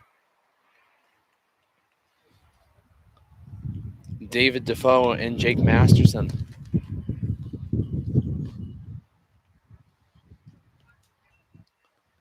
Handley with his first draw is just behind. And of course, what a story with that Ontario team. Of course, Jake Masterson coming in, he was just scheduled to play the men's triples after finishing up with the youth championship where he made the final. Great bowl there from John McDonald, the sit shot bowl. Masterson here awaiting the triples competition. It was called into service by Team Ontario as one of their team was unable to get here in time for the competition, and taking advantage of the opportunity quite well as they went 7-0 in the round robin So it will be a tough matchup for whoever makes it out of this Battle of Alberta. On to seconds bowls here, Nathan Finley. With that very compact delivery style that he's been known for there. It just goes a little bit through. Ken Olsvik here. Okay, so it was a count of 3. So it will be 12-9 lead. My apologies. From the far side, it's a little bit difficult to keep track in some cases, but we're doing our best for you there at home, and we hope you're enjoying all the action. Nathan Finley here coming in on the forehand side. Comes the rest probably just about a meter above and just crosses the center line. Of course, Olsvik looking to make the adjustment. Coming in on the backhand side. Draw or promote. Good position there. He gives his skip, Greg Wilson, a chance with that bowl.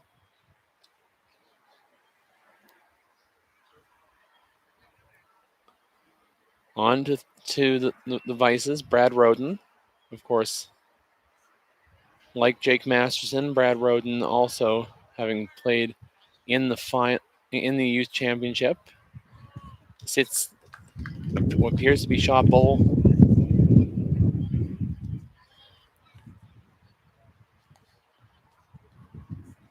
Rob Law here for Alberta B. Also quite unusual to see him in Alberta pink after years of him representing the yellow of Team Manitoba. Of course, he was a longtime representative for Manitoba before going to law school in Halifax and now settling in Calgary.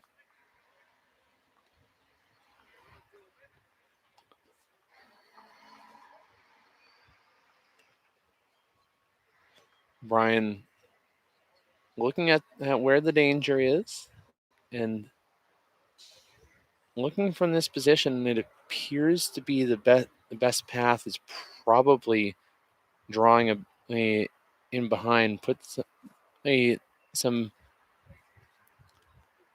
position for his team. Will that get through? Will it cover the ditch?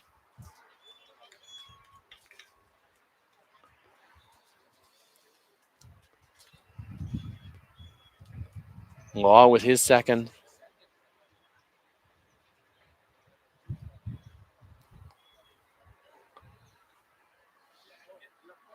And will rest off one of the bowls of Team Ranger.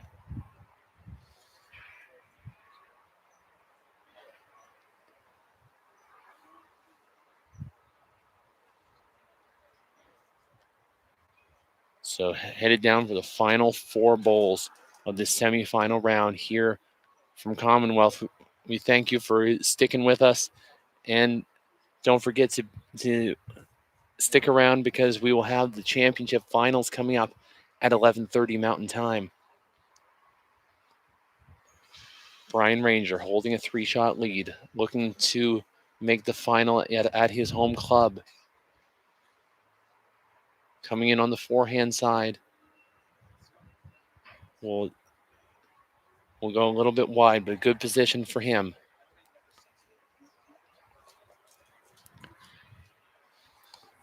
Greg Wilson will look to respond, try to get that 3 shots, to send it to an extra. Or could he find a magical finale with a 4 to win? As the winds have picked up here from Commonwealth, it's going to be a tricky position. It's at least better for the players on that side, as it's a little shaded with the trees on the side of the green.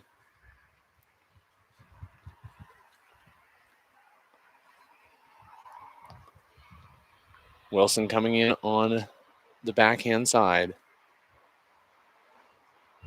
with a bit of a conversion weight, looking to trail it. Will it be enough? It will just be a little bit wide.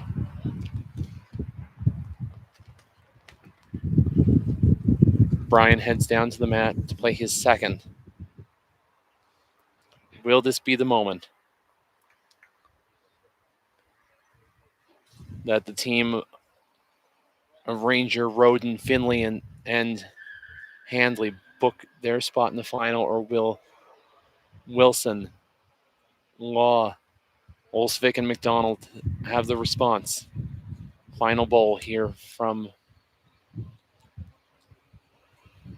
Brian Ranger. We'll go through.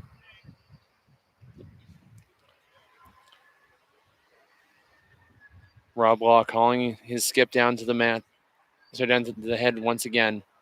This is going to need to be a massive effort from the former Team Canada representative at the Commonwealth Games if he wants to pull off this win and make the final against Team Ontario.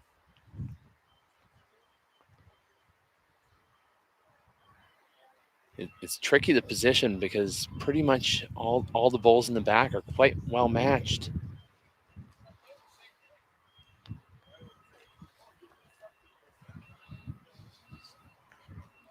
Appears to be Rob calling for a bit of that backhand conversion.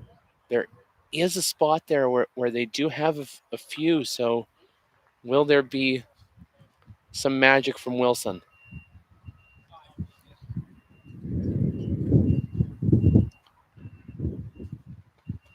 Final bowl here, and number 12, down by 3.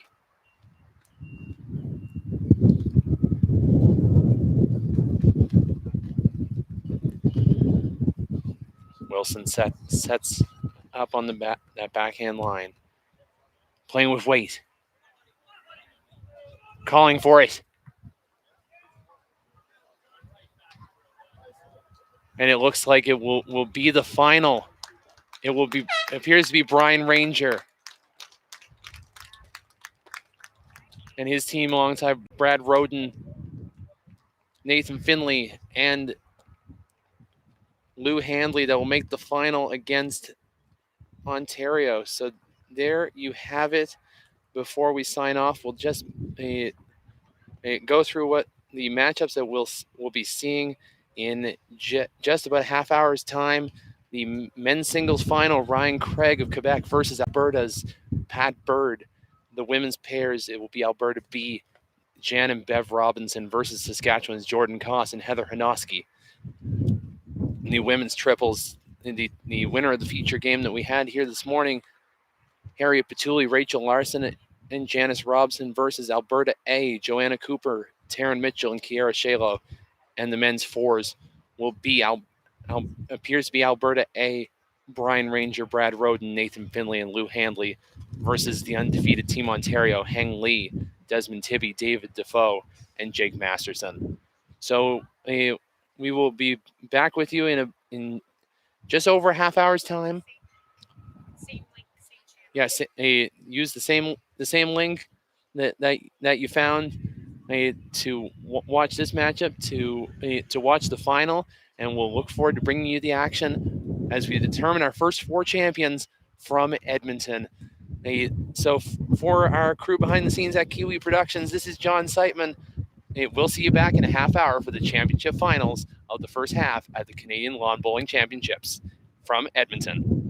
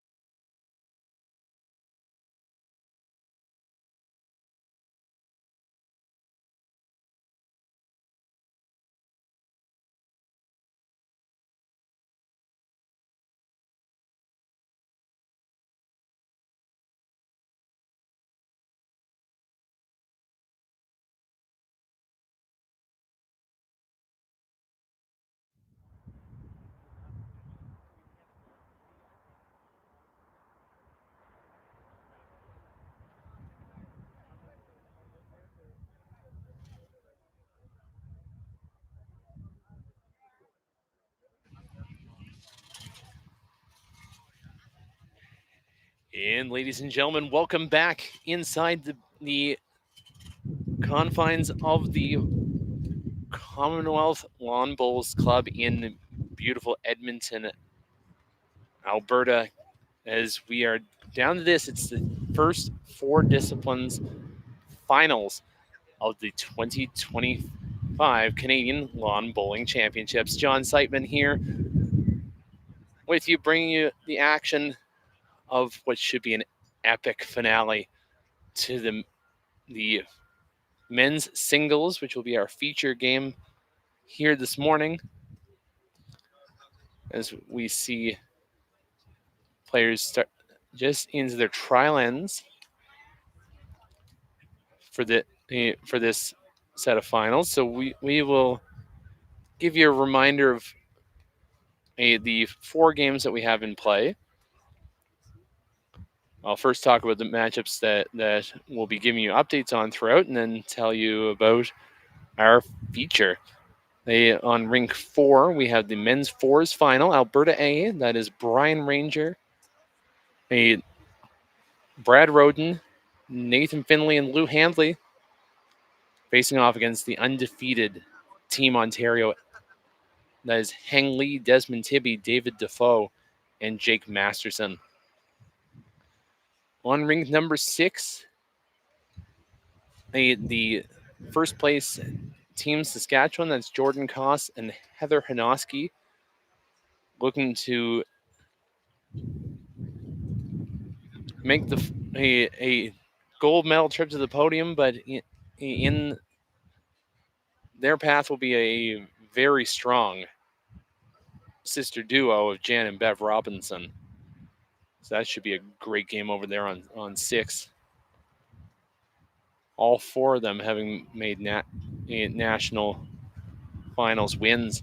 And then on rink number 7, the young combination of Team Alberta, Joanna Cooper, Taryn Mitchell, and Kiera Shalo, who have had a strong week this week. So thus far, facing off against the team that we just saw in our feature game, that finished up about a half hour ago. That was Team Saskatchewan, Harriet Patuli, Rachel Larson, and Janice Robson. And now we go over to our feature, and it is a doozy, ladies and gentlemen. It is the men's singles final, the biggest one of them all. There, the singles. As we will see Pat Bird out of the Calgary Lawn Bowls Club looking to get his 4th Canadian Outdoor Singles Championship, having previously won in 2023 in Juan de Fuca. And he'll be facing off against the enthusiastic and energetic Ryan Craig out of Pierrefonds in Montreal, who had a heck of a performance in the semifinal, defeating the Ontario champion Mark McFadden in an extra end of the tiebreak. Of course, a reminder to you all, this is a little bit different than the team events, as the singles will play 2 sets of 7 ends with a 3-end tiebreak if necessary. And of course, we'll mention there that if it is tied after the 3 ends of the tiebreak, we would play an extra end to decide our champion.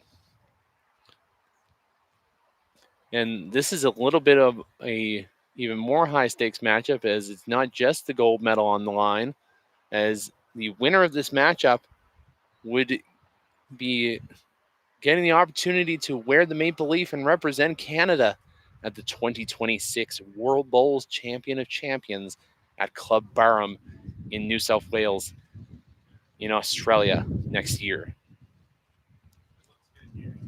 And it's going to be actually within the next few weeks.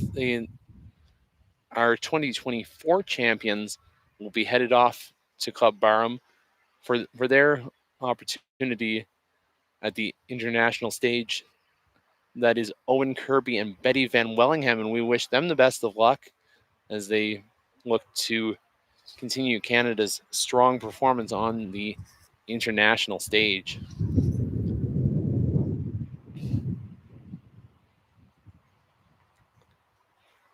We'll just mention for those of you who are interested, because we know you like to know what bowls the players are using.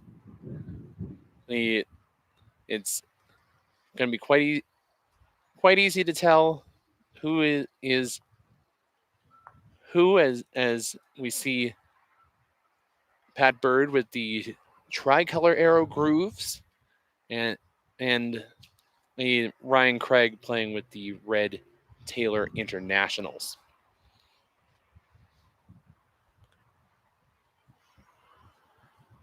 As we'll see Pat Bird kicking off this first end of play.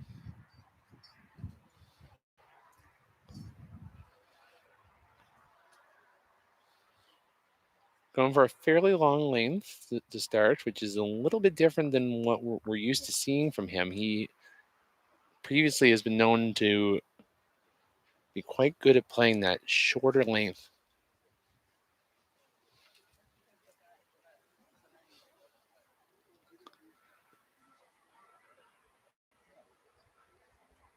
And a toucher there to kick off this matchup, going a little bit through. Of course, as well, we'll just mention as well, this is 4 bowls per player.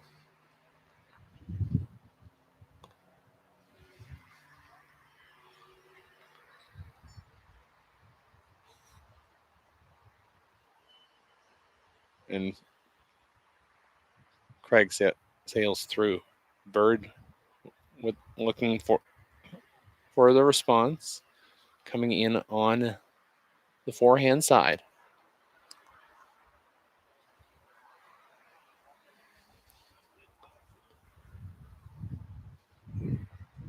Comes up meter and a bit short. So opportunity here for Ryan Craig to come in on the backhand side, make the adjustment and put some pressure on. Looks fairly close and will draw a toucher. Well done, Ryan Craig.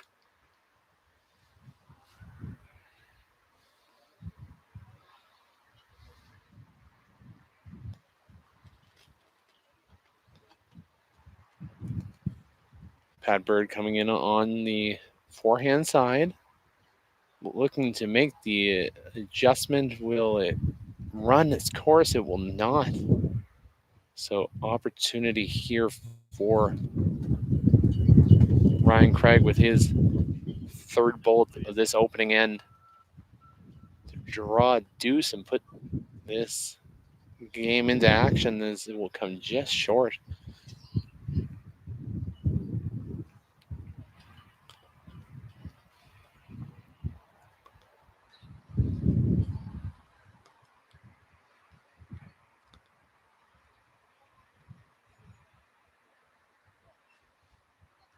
So, of course, the familiar left-hander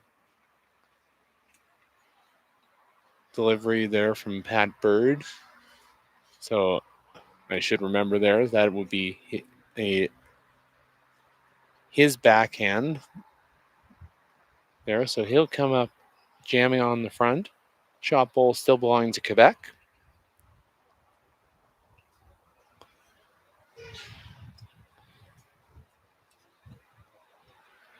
Ryan Craig on the trot here, looking to score his deuce. Will it be enough?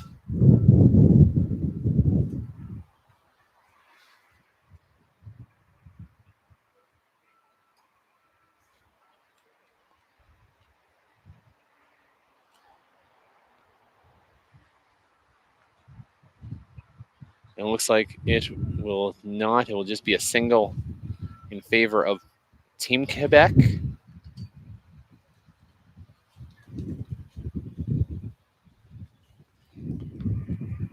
A reminder once again, it is the 2-7 end sets with a 3 end tiebreak if necessary. Time limit of 2 hours in play, but we will not get there with I mean, these players for sure, both known to be quite quick. So Ryan Craig bringing the mat up to kick off this second end. Comes to rest just over a foot above.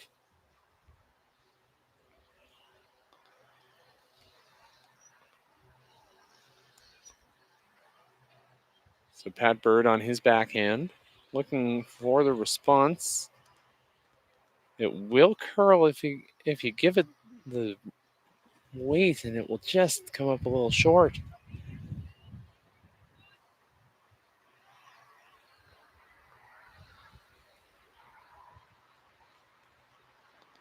Ryan Craig looking to come through the hole, and what a ball from him. Draws jack high, sits 1-2.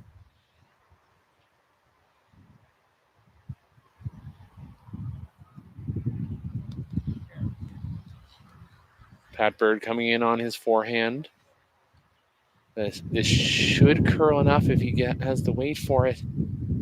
Really run its course. Looks like it will cut one out of the count. Shot ball still belonging to Quebec.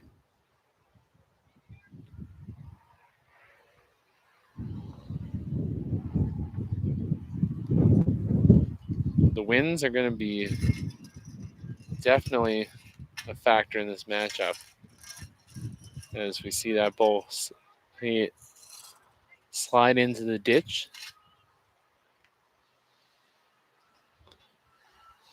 Probably going to see Pat try to play down on that same forehand of his there and put the pressure on, but will just sail through.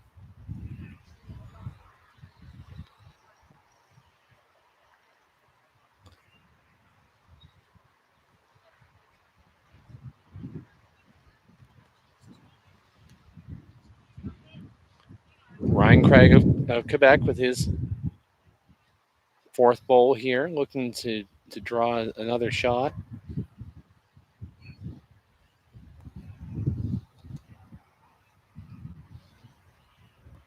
And will come short. So shot bowl still belonging to Quebec with the Red Taylor Internationals.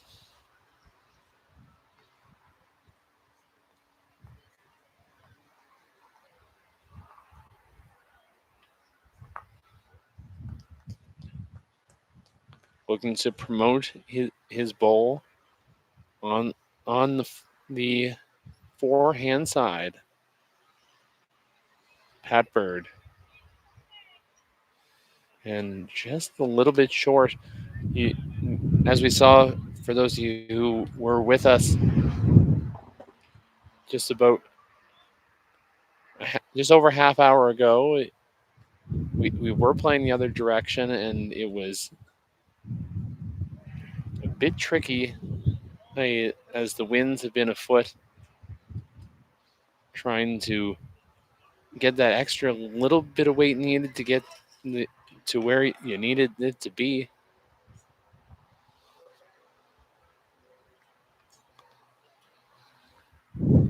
So officially confirmed, it will be a one-shot lead. So one shot more there for Ryan Craigs. That's 2-0 after 2. We'd like to take a moment to thank the Bowls Canada's official partners, the Government of Canada through Sport Canada, one of our longtime supporters as well, the MVP Sports, who have come on for this event, and we thank them for their support as well. And of course, the official clothing supplier of Bowls Canada is Kukri.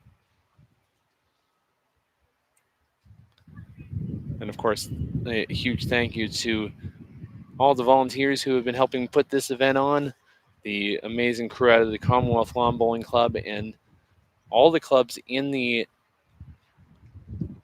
Edmonton area really putting on an absolute treat of a week. And if you're in the Edmonton area or pretty much anywhere in Alberta and you want to see the best of Canadian lawn bowls on show, we still got about 3 more days worth of action, and we hope you'll come on along with us for what should be some great championship bowls. So Pat Bird holding one, coming in on his backhand side, which doesn't seem like it's curling very much, which is odd for that rink compared to what we've seen so far this week. Ryan Craig looking to make the adjustment. He was pretty good on his line, so expect him to be on the trot here. Will it hold up?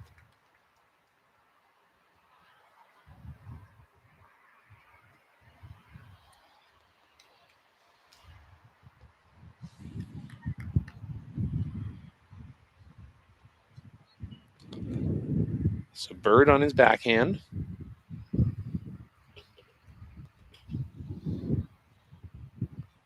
And that will sail on through. Ooh, that was a bit of an opportunity there that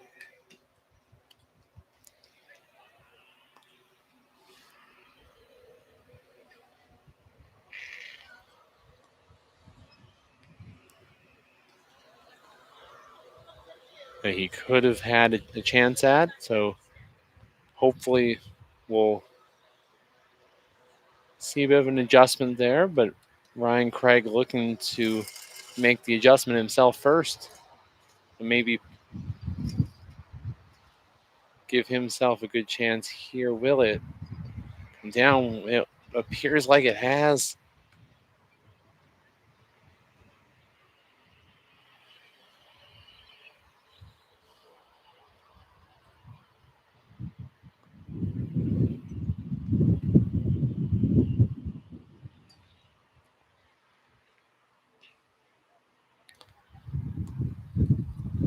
So it looks like it will be a count of 2.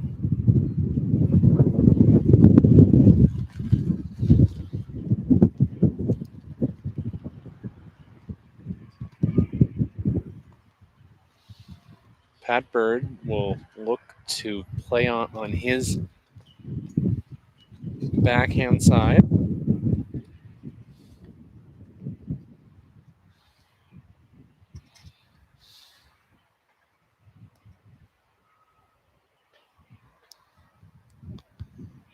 Oh, no, they proved me wrong there. So he'll play on his forehand, trying to play that nice swingy draw. Will it get there enough? It will not.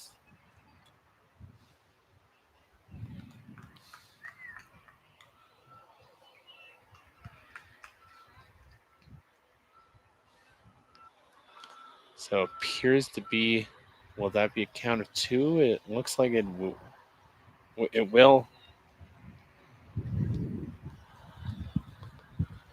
So a 4-0 lead through 3 for Ryan Craig out of Montreal, looking to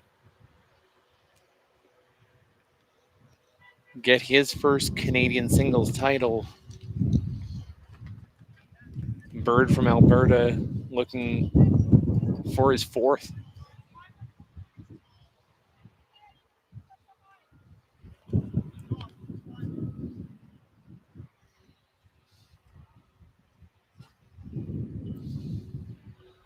So Ryan Craig opening up this matchup with in the 4th end.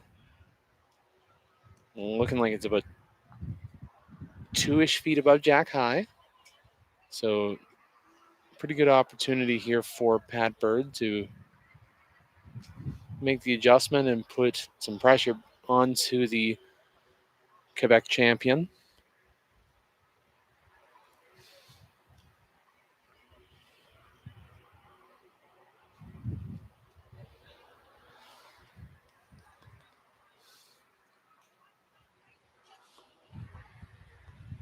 Looks like Pat will hold shot there just behind Jack High. Looks close here from Ryan Craig. Will it curl enough? Looks like it's just wide.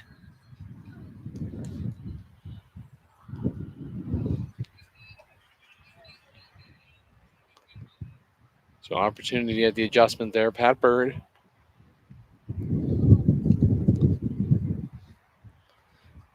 And draws a beautiful bowl.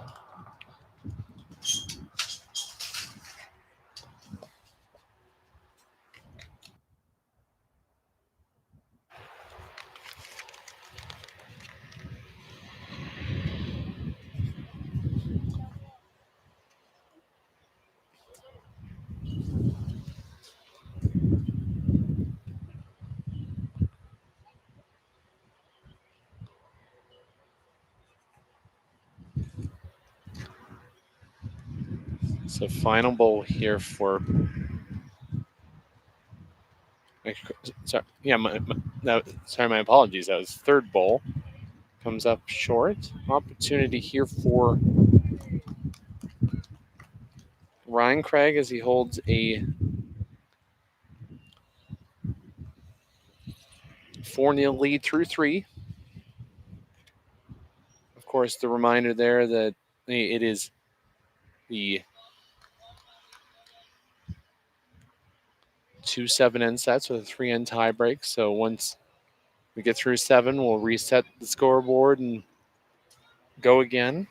Looks fairly close so, and it will just jam. Appears to be a count of 1, if I were to guess. 1 and a measure is the call from the marker.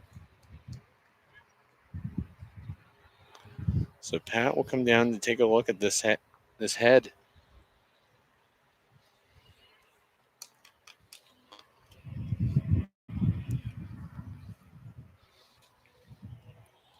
Probably looking to play on that would be his forehand side, trying to just play around that bowl of Ryan Craig's.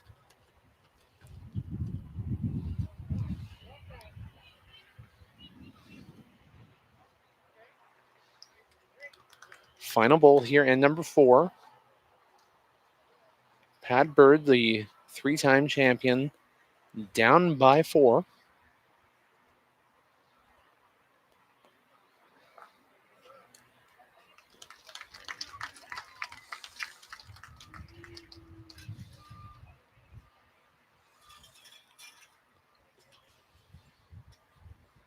And it will just come up short. So it appears to be 1 in a look in favor of Alberta.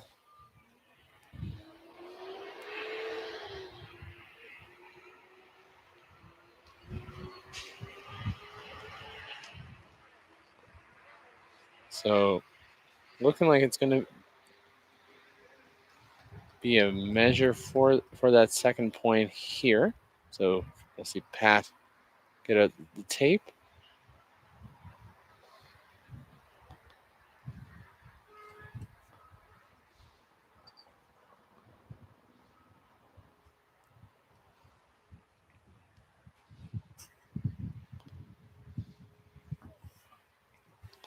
So it appears to be, I believe it. Is it a 1 or it is a count of 1. So 4-1 lead maintained for Quebec through 4. So 3 ends to play in the first set.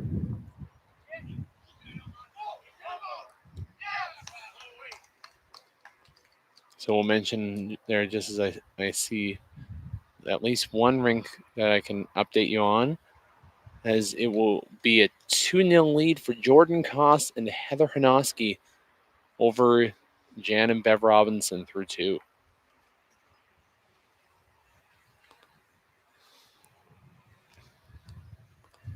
So a bit of an uncharacteristically longer set of ends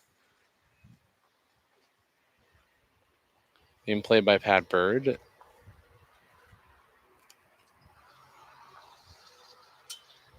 coming in on his, it'll be his backhand side, draws just slightly above jack high. Great bowl there from him.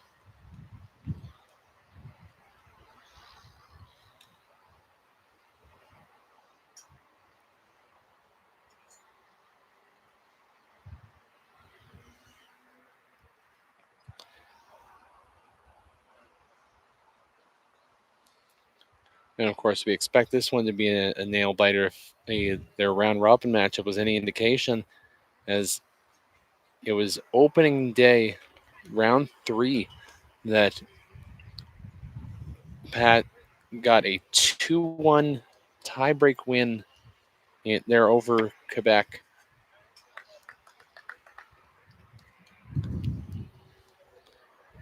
As in the round robin matchup, it was a 6-5 win in the first set for Ryan Craig before a 7-4 win in the second by Pat Bird to take it to a tie break. So it appears to be holding 2, if I were to guess, from our position on the Queen's balcony. 1 and a look is the call from the marker. So I don't expect Pat to change much here. He doesn't really need to, given his position that he was at.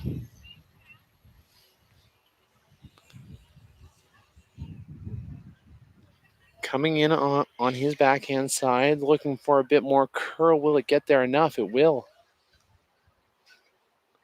So definitely 1 and a look on 2 more. Big bowl here needed from Ryan Craig. Coming in on the backhand. Looks fairly, and it will just be a bit through. But that's where there's going to be some thinking in this next little bit, because yes, Pat's holding 1 and a look on 2 more, but there are 3 at the back of the ring, and it is highly possible Ryan Craig could look to try trail that jack.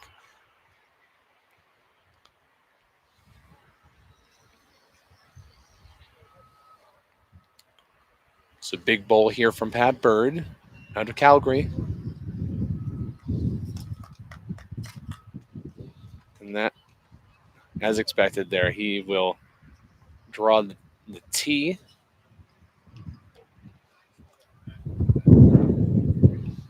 As the winds keep on gusting here at the Edmonton Lawn Bowls, Commonwealth Lawn Bowls Club in Edmonton.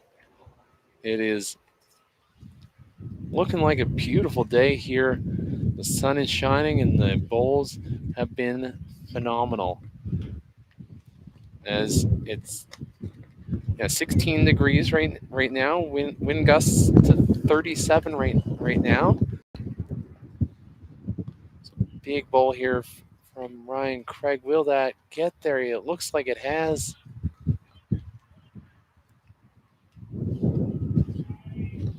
So pending confirmation, that would be a 5-1 lead in favor of Quebec, and that's where you start to play through the numbers game, as it would be 2 ends to play and up by 4. And that is the count of ones, a 5-1 lead through 5.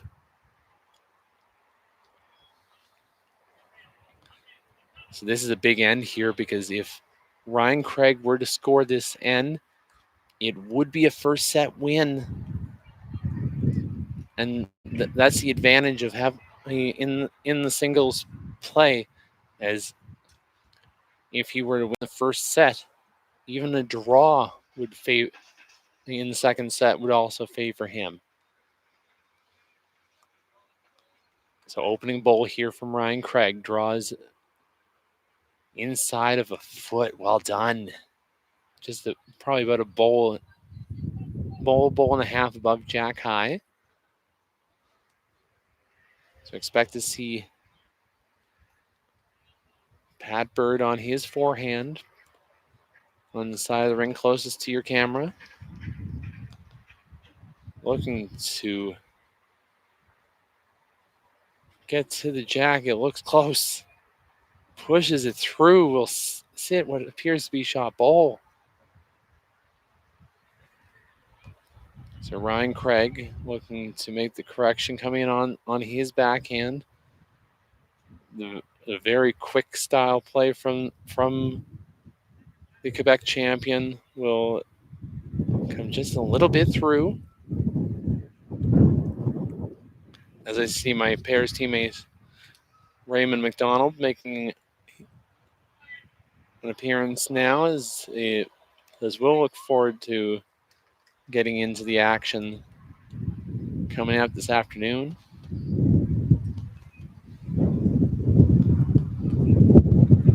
So Pat Bird with his second, coming in on his forehand side. Looks fairly close here.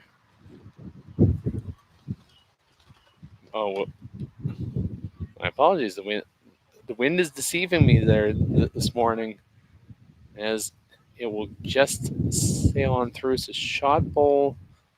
The marker is signaling a measure.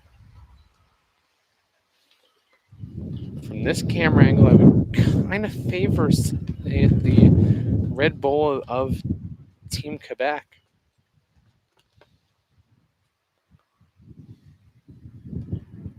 Oh, that is a ripper of a ball. That angles off the front. Shot bowl belonging now to Quebec 1-2. Which, if that were the case, that would be a first set win if it holds. Of course, unlike the round robin where all the ends of the set had to be played, if a set becomes out of reach, we would immediately head on to the second set.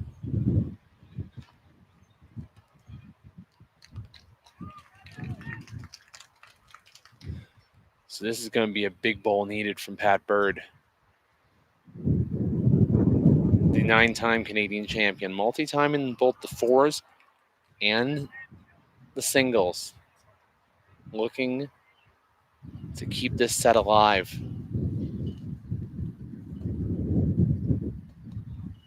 Playing in on his backhand.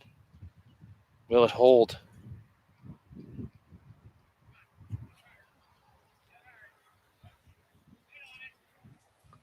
Sails through with his third, so that will be a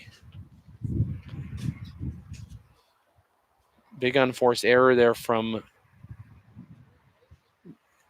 Bird, but given the tricky wind conditions, it is probably understandable.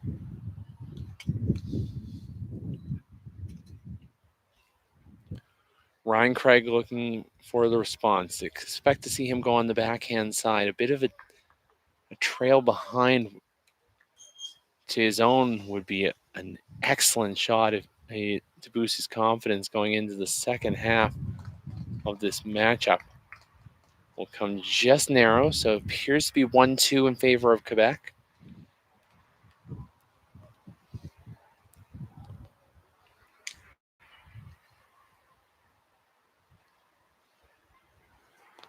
Pat Bird with the final bowl here and number 6. We'll try to get you updates coming up shortly of the other finals alongside.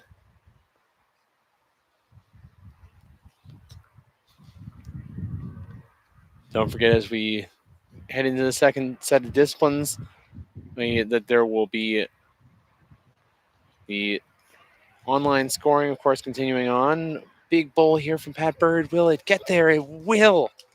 What a bowl from Pat Bird. Jack in the ditch and stays with it. So it looks like it will be a count of 2. What a bowl from the Alberta champion to keep his first set hopes alive.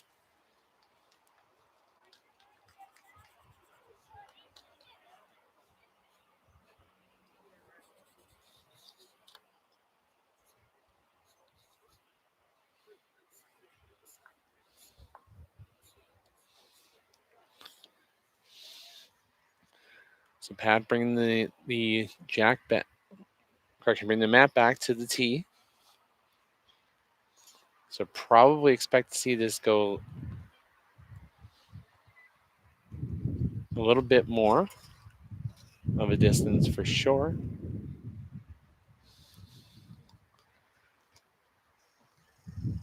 We'll give you the update as I see it is a 4-1 lead for Team Saskatchewan. Jordan Koss and Heather Hanoski over Jan and Bev Robinson through 4, and it appears 2-1 lead for Saskatchewan's Harriet Petuli, Rachel Larson, and Janice Robson over the team of Joanna Cooper, Taryn Mitchell, and Kiera Shalo of Alberta. And in the men's final, in the fours, it is what appears to be a dominating 6-0 lead for Brian Ranger and his team out of Commonwealth. Team Alberta, but Team Ontario have been known to play a bit of a game where they've been strong to come from behind. Of course, against our Nova Scotia team, coming back from 7-1 down to win 13-8. So Ryan Craig opening up this end with a beautiful bowl after a bowl in the ditch from Pat Bird. Pat Bird coming in on the forehand side. And we'll sail through again.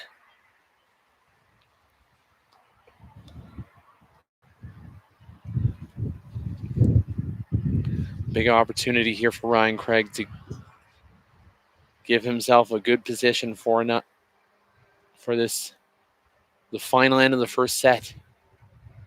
Draws just probably about a foot and change above Jack High. Appears to be sitting shot.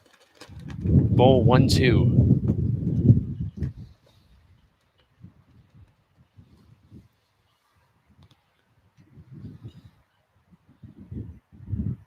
Bird with his third. Coming in on the forehand side.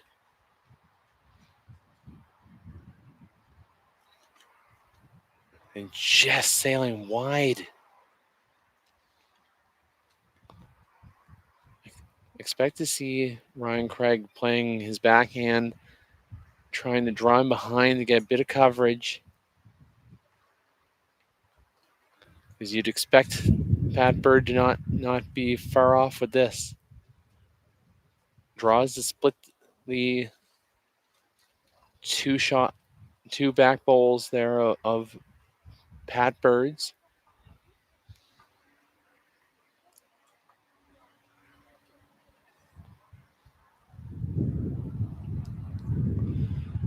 And we'll mention there, just as Pat takes a look at the head,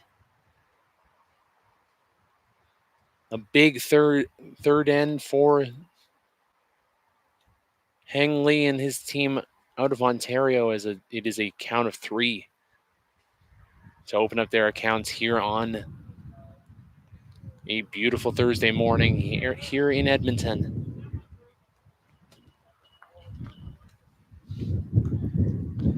So expect Pat to probably play on his forehand side, the left side of the ring from your screen.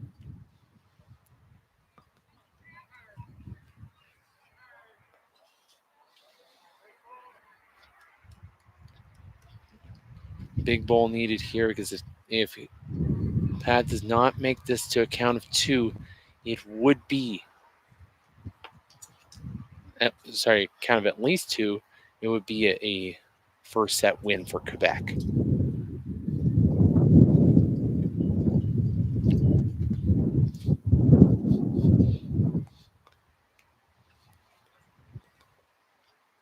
Big weight here from Bird. And we'll go narrow.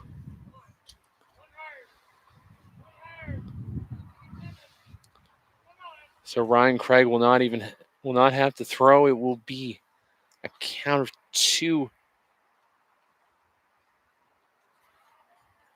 So a first set win, 7-3 for Quebec. Ryan Craig out of Pierrefonds.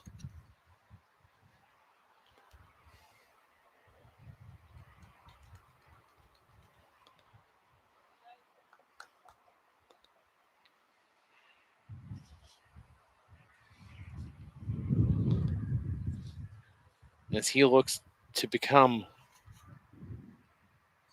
as far as I can think, probably the first Quebec winner of the men's singles, probably since the 1950s.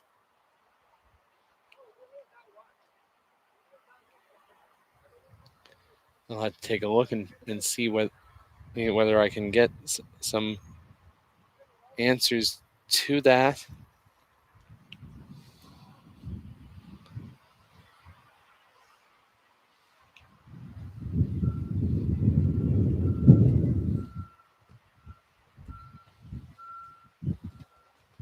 Actually, my apologies. There will be the first since 2010 when it was Michel Leroux that took out the title.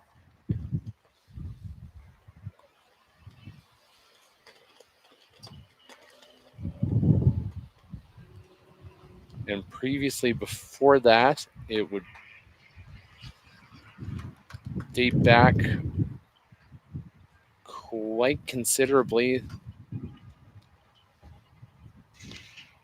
to 1970. Before that, as Pat Bird drew a beautiful one, and what a response from Ryan Craig. Trails it back to open to be about a bowl and change above Jack High.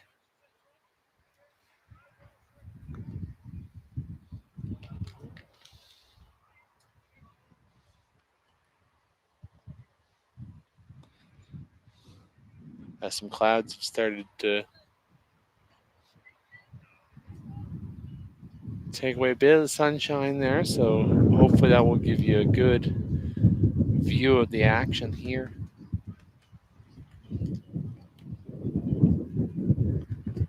So Pat will come in on his forehand side.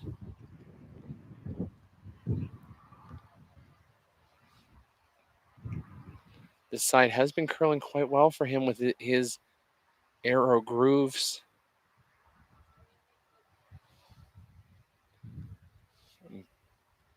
Great position there, but shot bowl still belonging to Quebec.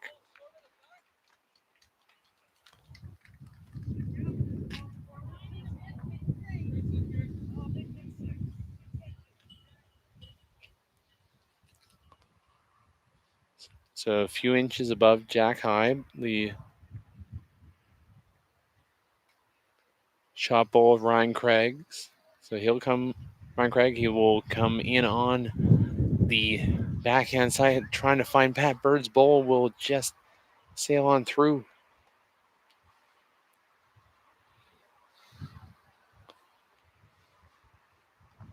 And you got to think after the opening round matchup where it was a extra end victory for the Quebec champion out of Pierrefonds, that he'd be coming in with a lot of confidence as we see Pat Bird with an amazing draw. Sits Jack High.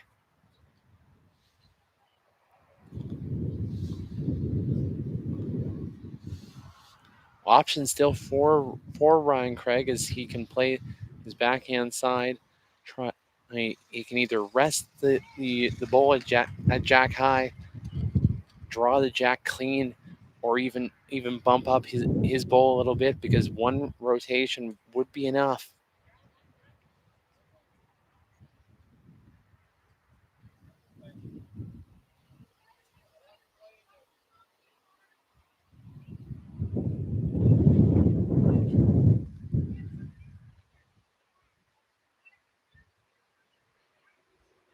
Final bowl here for Quebec.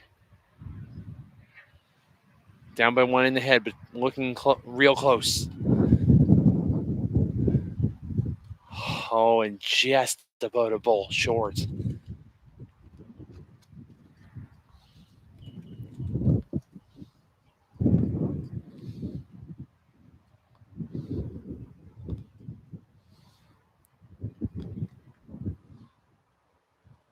And it's an interesting matchup when you think you have Ryan Craig, the Nationals rookie. This is his first experience, as far as I'm aware of, at the national championship, facing off against the experienced veteran in Pat Bird, the 9-time Canadian champion. Final bowl here in the first end of the second set.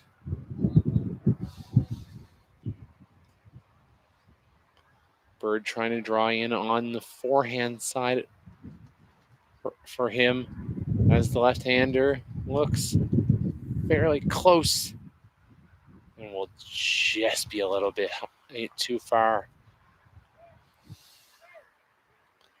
So it appears to be close enough there that it might be an umpire call. Dwayne Hauk anxiously awaiting the call with the Calipers, and we'll see our first appearance from our umpiring crew. Of course, Dwayne Hauk, our chief umpire for Canada, and we thank him and all of his team there. Of course, George Kubis as well, his predecessor, who the two of them, along with the awesome crew of officials, have been doing a great job throughout this whole championship, and will continue to do so for the next few days of competition. So you'll see the bowls being wedged just to make sure there that nothing moves.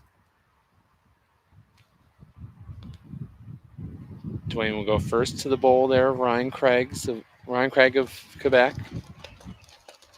Over to the other side to the bowl of Pat Bird of Alberta.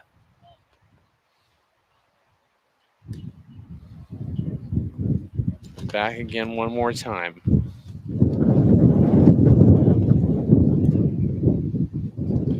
As the wind gusts are picking up here at the Commonwealth, the bowls have been phenomenal, and we hope there that you're enjoying the action.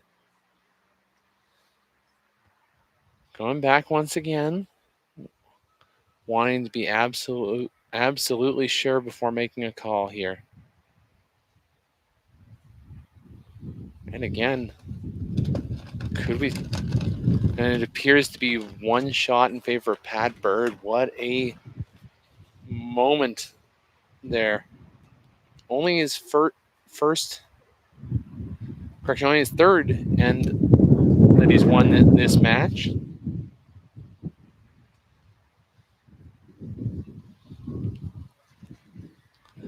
Now you're starting to see the classic Pat Bird style there that we are so familiar with for any of our viewers who have watched previous finals, with especially the one with me that many of you would have tuned in with me in 2023 in Juan de Fuca, as he was quite good at playing that nice short length.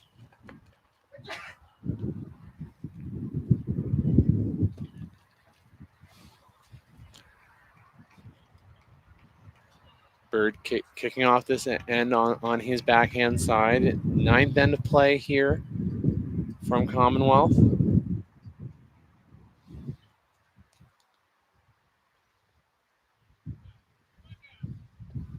As we see, I believe that's a 5-2 lead for Alberta in the triples. That is the team of Cooper, Mitchell, and Shalo over the team of Petuli, Larson, and Robson, and deadlocked 4 apiece between the team of Koss and Hanoski. out of Saskatchewan playing against the sister duo of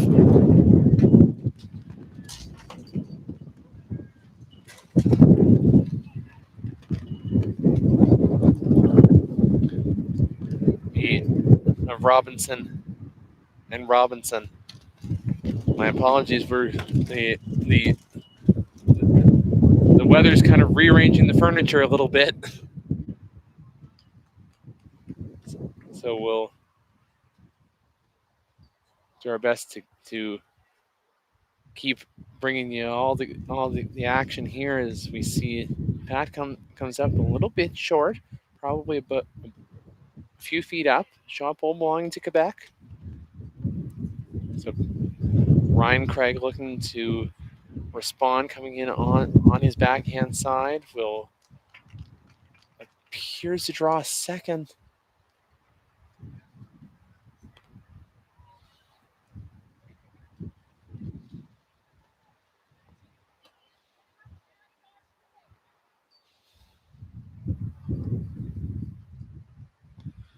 And will that get there? It will not, it will jam on the front. Shot pole belonging to Quebec.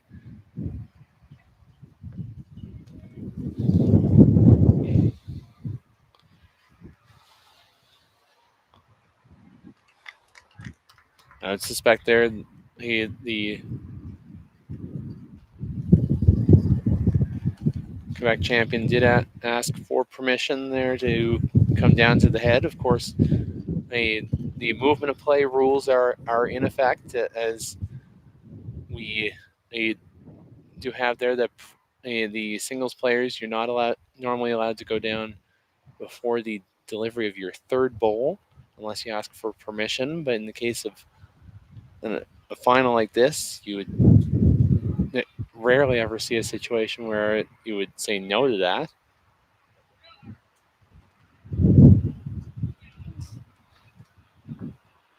Oh, good attempt there from Ryan Craig, but just jams on the front.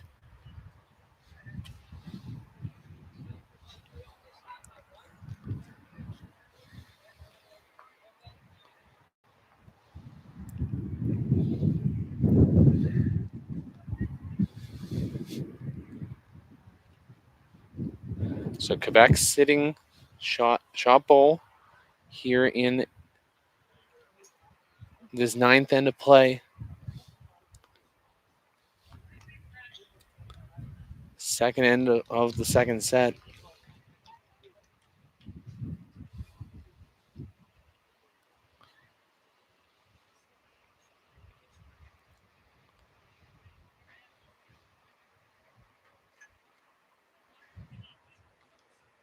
Coming in on his backhand.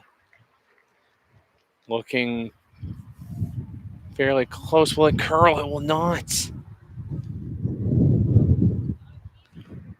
And you got to suspect the wind might have played a factor there as it was kind of playing a big gusty toward him and changed a bit of the opportunities with that shot. Final bowl here for Ryan Craig and number 2 of the second set, looking for what could be a big shot here on the forehand.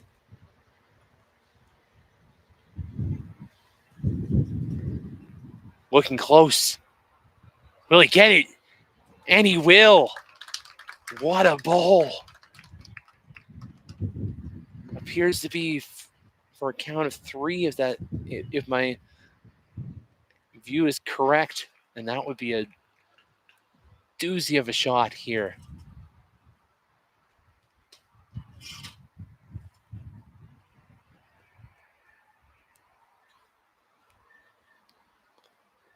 And it looks like it will. It will be a count of 3. What a bowl to kick off his account in the second set.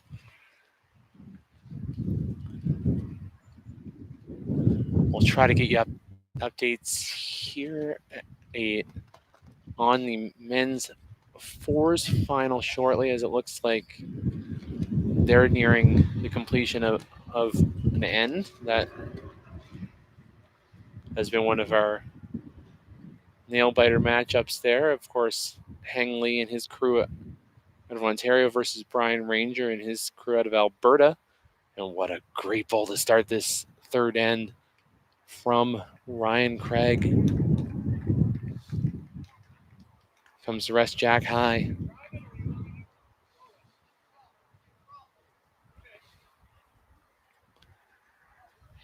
And of course, interesting to see there a bit of an interesting bowls matchup when you have the arrow grooves, which are a bit of a narrower bias. Oh, great shot there from Pat Bird. Trails the jack, the sit shot ball.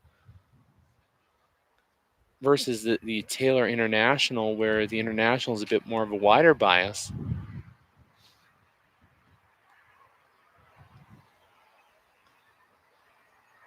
Big bowl here. Ryan Craig comes up just about a foot and change short of jack high.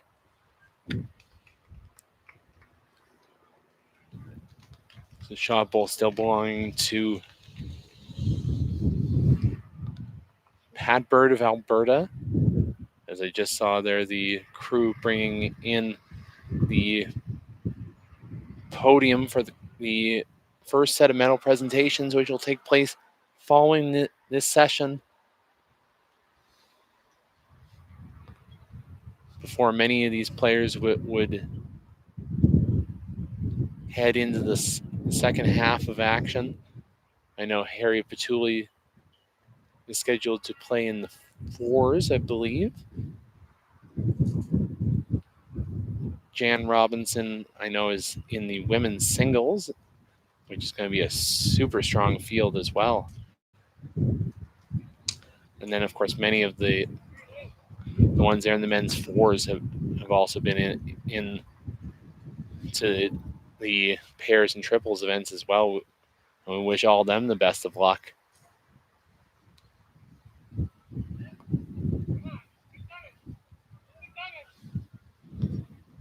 Pat Bird coming in on his forehand side will just go a little deep. So shot ball still belonging to Alberta.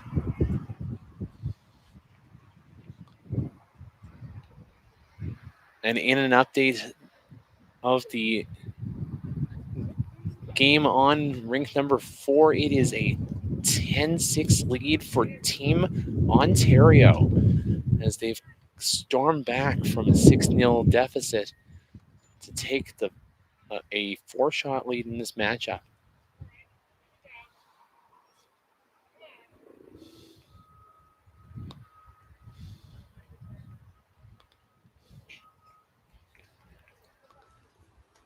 So Ryan Craig, probably seeing him following that same backhand line that we saw him utilize a few times so far this day.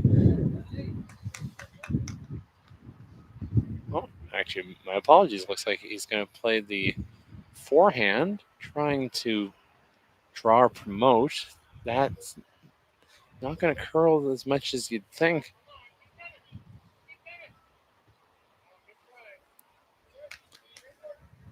So Alberta holding one as the wind picks up again. As we see the furniture rearranging downstairs. I just saw a umbrella flying all over the place.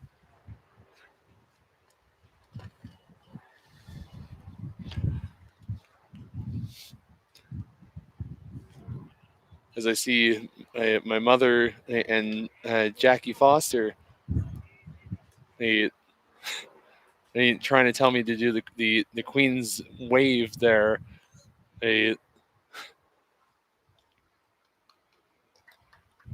Oh, what a ball from Pat Bird to level this matchup at 3 apiece. What a finale that we are seeing.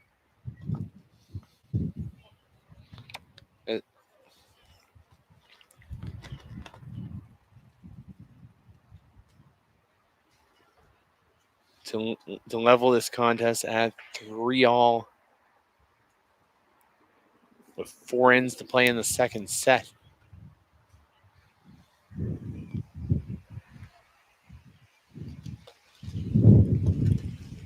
Update of the women's pairs final. The Saskatchewan champions Jordan Koss and Heather Hanoski now with a 6-4 lead after 6.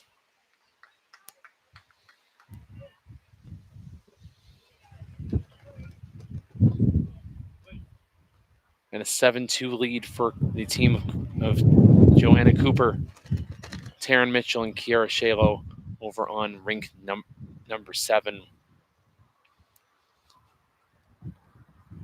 in the women's triples final. That is Alberta with the lead over Saskatchewan. Back to our feature game here. Pat Bird trails it on through his bowling on through, so opportunity knocking for Ryan Craig and just sails on through. Line was good though. Good chance for him to adjust there.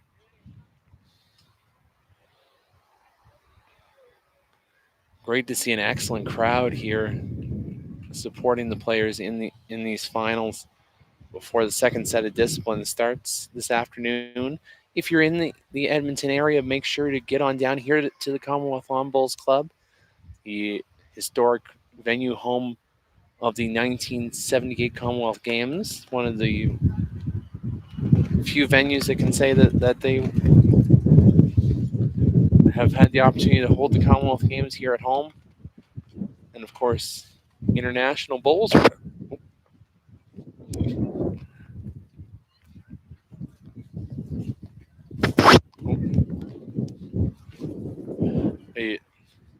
My apologies. I might have just gotten attacked by the Manitoba flag. There, as we see there, Pat Bird comes to rest just about a foot or so just behind Jack High. Big bowl here from Ryan Craig coming in on the forehand side. Trying to rest the bowl of Pat Bird's will just go narrow.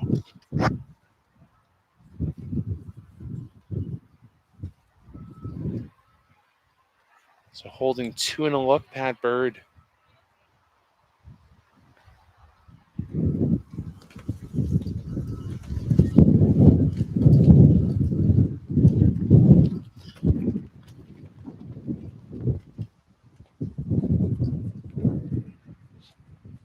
So expect to see him coming in on the backhand side of that he's been playing quite well there throughout this matchup.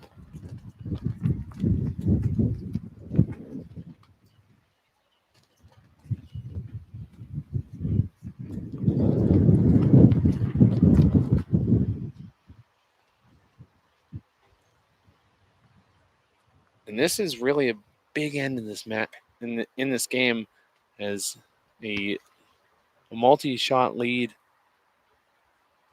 with 3 ends to play would be a very big moment.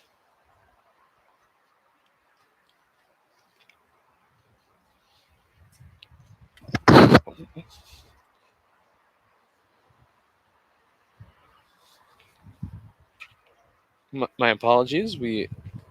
Like I said, the wind has been fierce. I'll just back up a little bit just so that the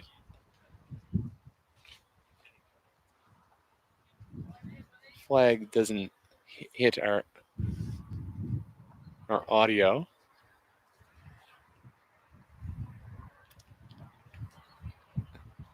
And thanks to the crew at Kiwi Productions helping us out there, going above and beyond the call of duty in the little bit of the windy weather conditions. And what a ball from Pat Bird, draws front toucher. But here's the question: looking at this, if you're Ryan Craig, you're ideally looking for the back bowl, but I could also see a case for playing a bit aggressive.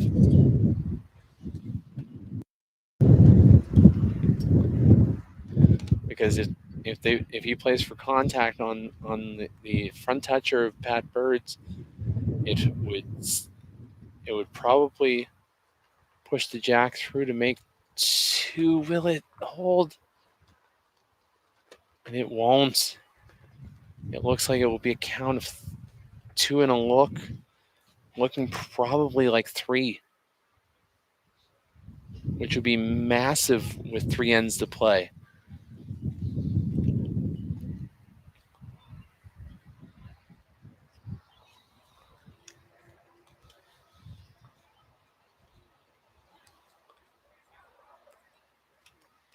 Don't forget there as well, we'll have coverage once again on Saturday for the finals, and also there will be I've been told select games as well during the round robin stages that will be streamed. So stay tuned for more information on that.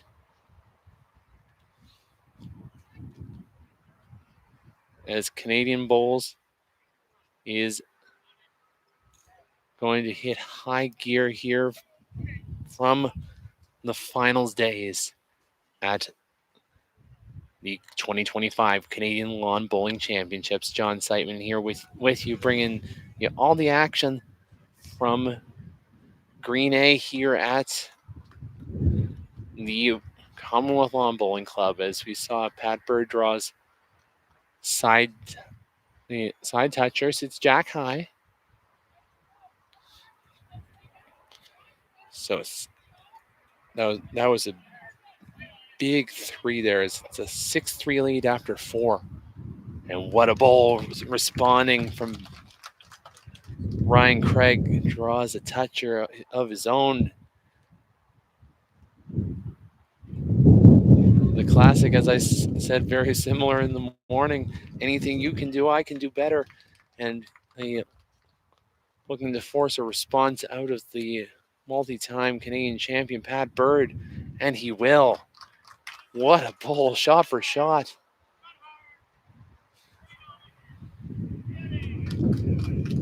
Ryan Craig going in on the backhand side. Looks like it's just going to be a little bit wide. Good position, though.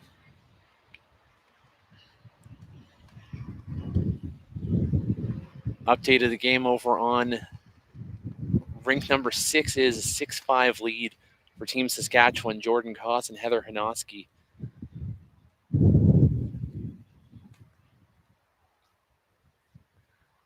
As I was just getting to before we got into a bit of action here, it's exciting to see their international bowls coming back to Canada. Coming up this September, the Atlantic International Challenge will be headed to Windsor, Ontario. That is going to be a exciting week as Canada, the United States, Ireland, and Scotland will battle it out. So if you're in the area coming up in late September, make sure to get on down to Windsor. As many of the top players from all those four countries, including some that, oh, what a bowl! Ryan Craig trails the jack to sit two and jammed quite well.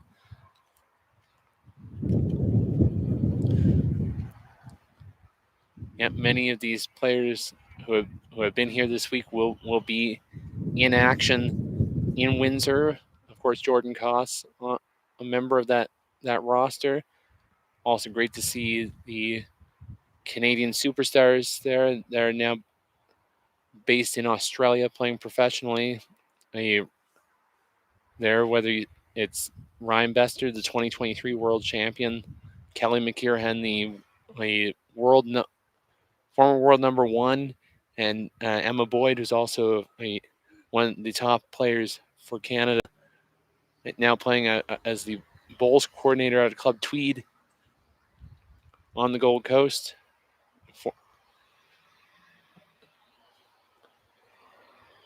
and also an Australian Open champion in her own right, alongside the Kelly McKierhan, Leanne Shinnery, and Australian Louise Cronin. Pat Bird looking to play on his backhand side conversion weight. Will it hold enough? Oh, what a ball. Shot for shot here on a Thursday morning. It's one of those ones where it's like, who's going to force the issue? Of course, Quebec with that 7-3 lead to win in the first set. Pat Bird has stormed back to hold a 6-3 lead with 3 to play.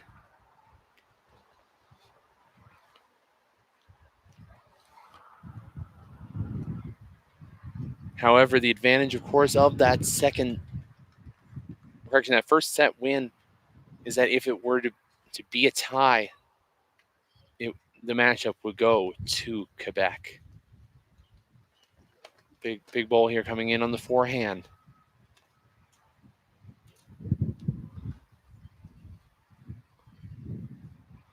Oh, and just a little wide.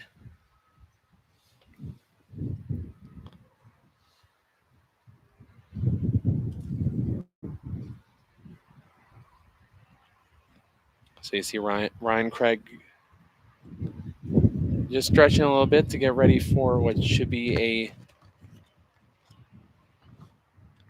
wild last 2 ends of this matchup in the second set. Alberta's Pat Bird with a 7-3 lead. He's taken a strong performance here in the second set, scoring 4 of the last 5. And this past 3-end run has been a huge performance from him.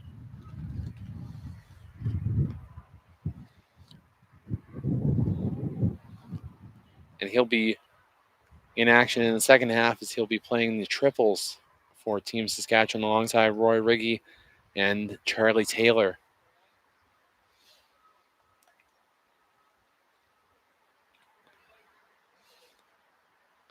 So starting off at the 6th end of the second set, Pat Bird draws a few feet behind. Ryan Craig with the response.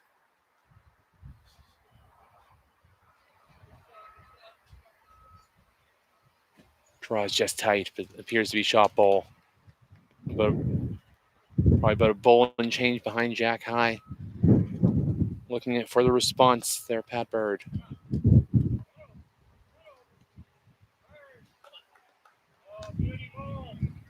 Pat just adjusting there.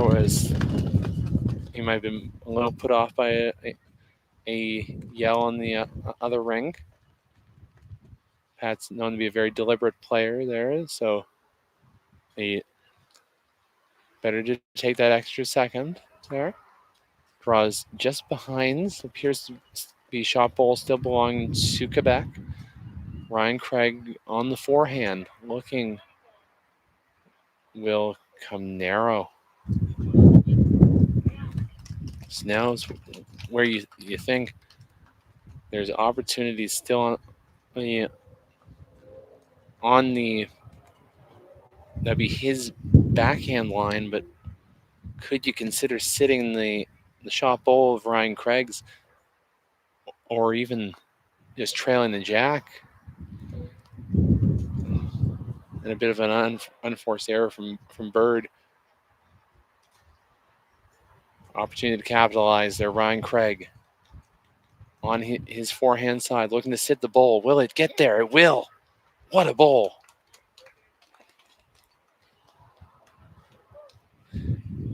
He's going to need a massive effort the next 2 ends there, and it looks like he has a chance to do so with this performance that he has been putting up here this morning. we close out the first half of competition from the Canadian Lawn Bowling Championships. Thank you for tuning in with me here from the Queen's Balcony here at the Commonwealth Lawn Bowling Club. Update of the game over on rink number 4. As we have the men's fours final, Alberta versus Ontario. It is a 10-9 lead for Team Ontario over the Alberta champions out of Commonwealth. And great to see a packed house around the greens. I saw the lead for the BC men's pairs, Ryan Pollard, coming up here to the balcony to watch all the action as well. Looking forward to playing him during the upcoming set of disciplines. Pat Bird here with his final bowl of this and number 6. Big opportunity here for, oh, what a moment here. Bit of a jam from Pat Bird, so opportunity here for Quebec to draw for a third. And that would put it to be a one-shot margin with 1 to play in the second set.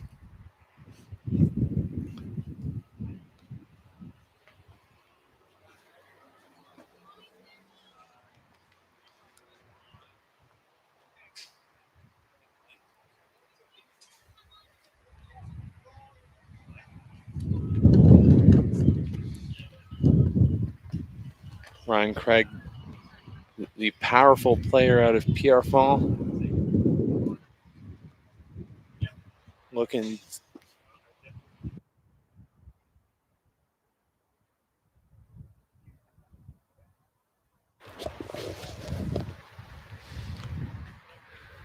big bowl here. Ryan Craig, is he there?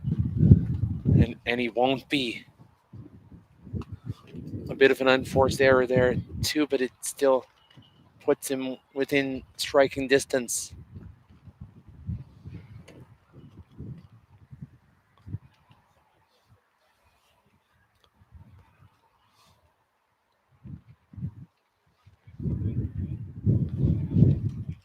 And it will be a count of 2.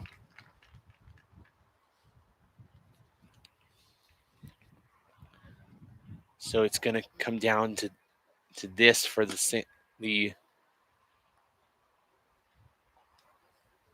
men's singles final. Will we be going to an extra, to the tiebreak, or will it be the title headed to Montreal?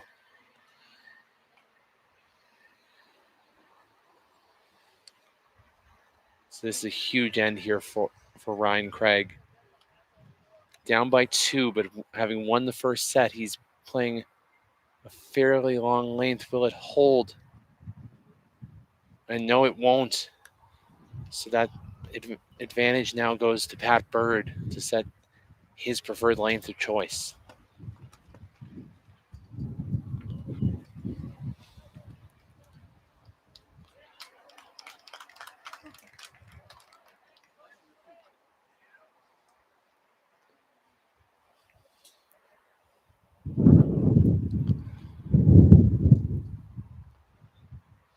A little bit of a shorter style of delivery compared to what we're used to from Pat.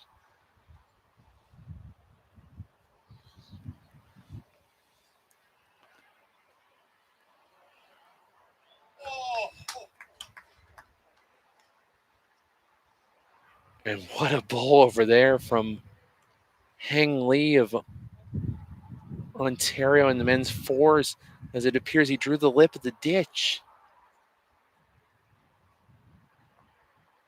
Absolutely impressive shot making all across the rings.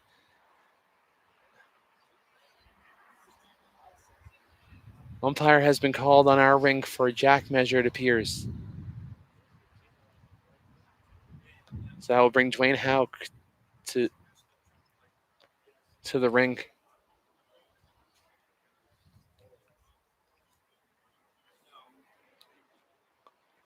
This would be a huge moment in this matchup. Is this short, or We had a legal length here.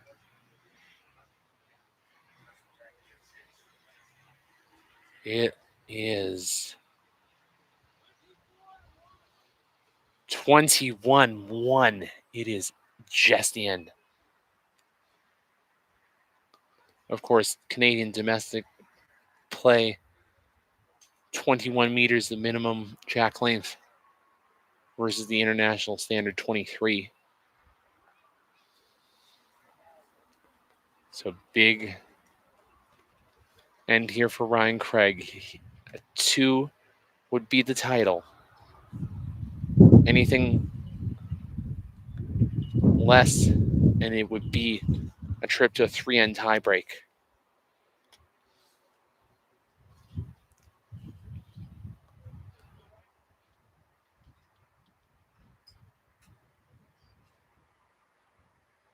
So Craig drawing about a meter short. Big bowl here from Pat Bird, responds with a beautiful bowl. So expect to see another forehand draw here from Ryan Craig. Coming down nicely. Will it get there? And it will just be a little bit deep. Opportunity still. Pat Bird looking to respond, probably playing a similar draw on his forehand, correction, his backhand line. My apologies.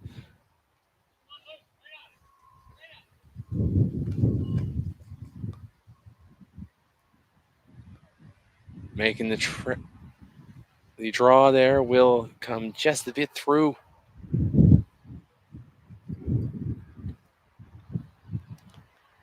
Ryan Craig looking to draw the jack or rest off the front. Will he get there? What a bowl, and he will.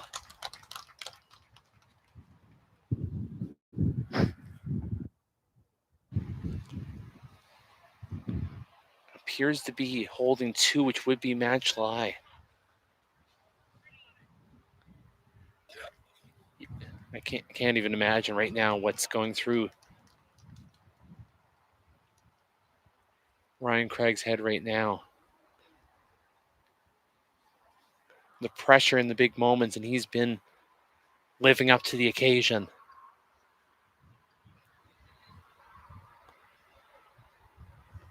Update quickly as Pat Bird goes down to the head. A 6-6 tie in the women's pairs final between the team of Koss and Hanoski versus the team of Robinson and Robinson.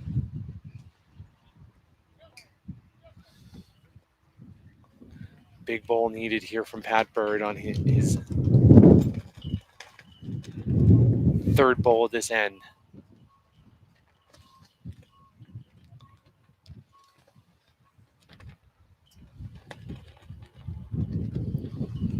Coming in on what would be his backhand side, it appears.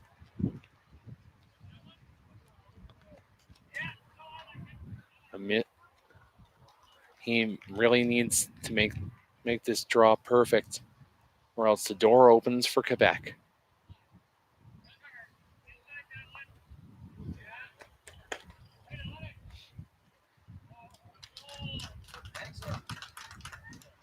Third bowl here. Pat Bird from the Calgary Lawn Bowls Club.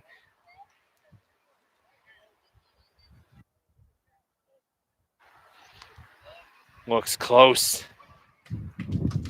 And it will.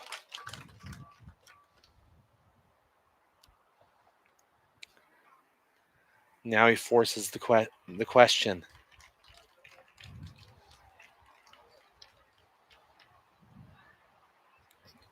Can Ryan Craig trail this and make a deuce?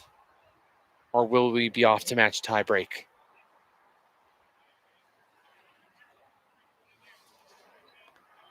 Final bowl here, end number 14, the seventh end of the second set. Playing on the backhand. Looking for the trail for the deuce. Looks close. And will just be wide.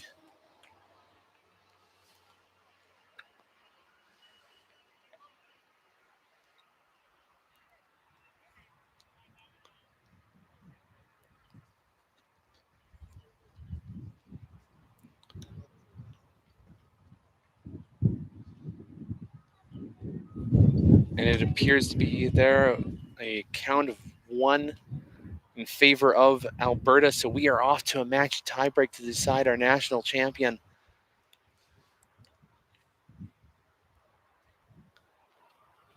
First set win was in favor of Ryan Craig of Pierrefonds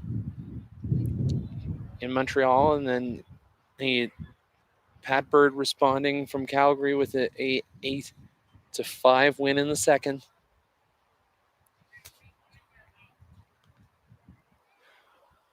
So of course now it comes down to this, a 3-end tiebreak to decide your national champion. A reminder, it is points do matter in the tiebreak. Some of you may be familiar with the World Bowls Tour style tiebreak where it would just be win the end. In this instance, it is not. It is the points play in the tiebreak still. Update as we're just awaiting the result of the toss.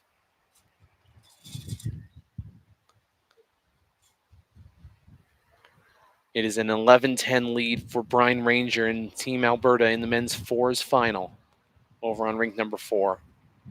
As we see the Bird and Craig shake hands, wish each other the best of luck. Both players have exemplified themselves so well throughout this contest.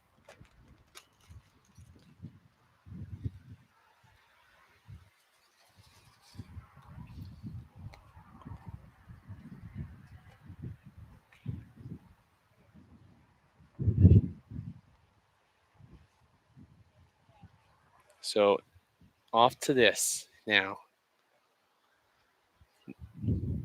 The honors in the first end of the tiebreak will go to Pat Bird.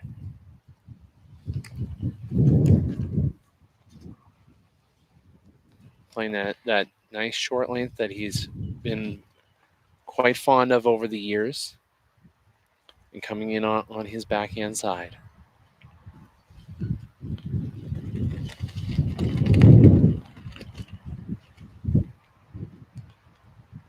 And beautiful ball, draws a toucher.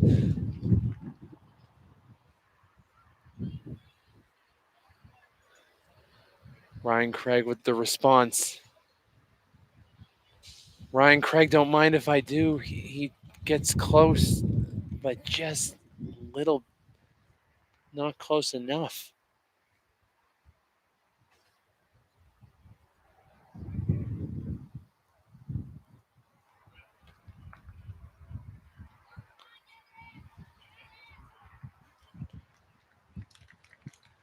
Pat Bird with his second.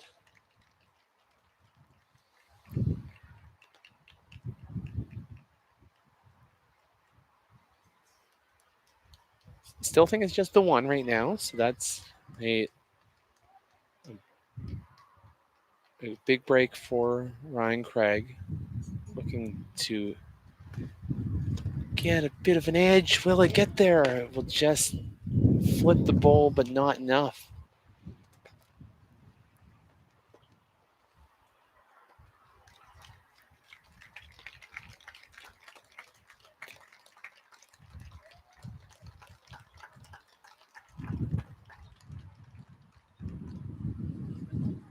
Phenomenal stuff across the greens there. Is a round of applause for Hang Lee and his crew out of Ontario as they level the matchup at 11 over there on the other rink. And just what a phenomenal standard we're seeing on all 4 rinks.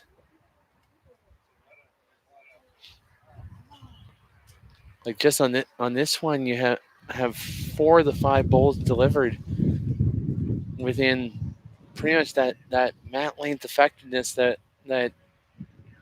you would hope for. So what a way to cap off what has been a phenomenal first few days of bowls, and we hope you're enjoying the coverage.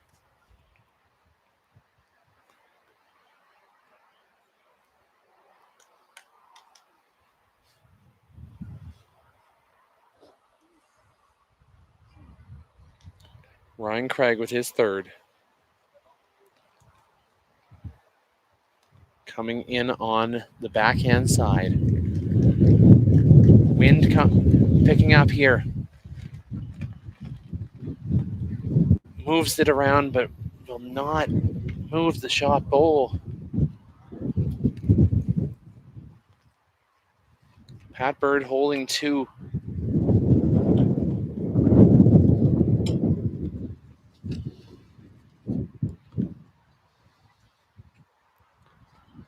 The wind is definitely a rocking here on a Thursday morning.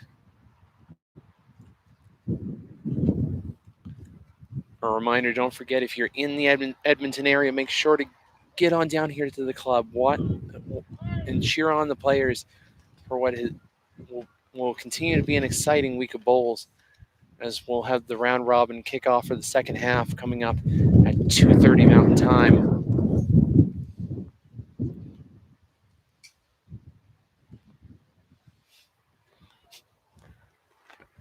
As we see Captain Corduroy himself, Derek Dillon, giving me some gestures of support, I hope.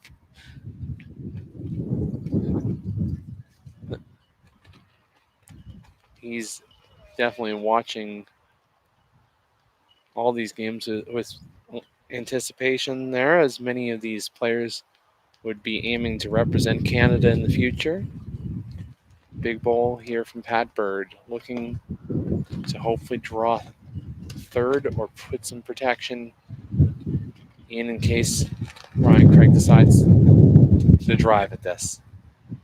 Drawing the tee there, so that probably what I would have expected him to do in this instance. He doesn't need to go near this. So the question now, what do you do in this instance? I'd probably look to play firm onto those front bowls there of his on the backhand side.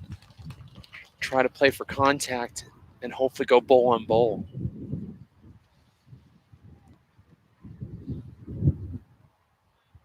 Update of the game over on rink number 6. It is an 8-6 lead after 10 for Jordan Koss and Heather Hanoski of Saskatchewan over the Alberta champions.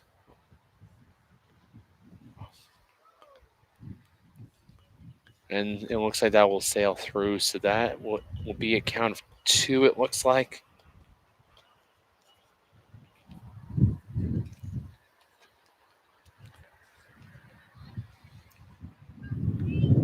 So Pat Bird takes the lead in the first end of tiebreak.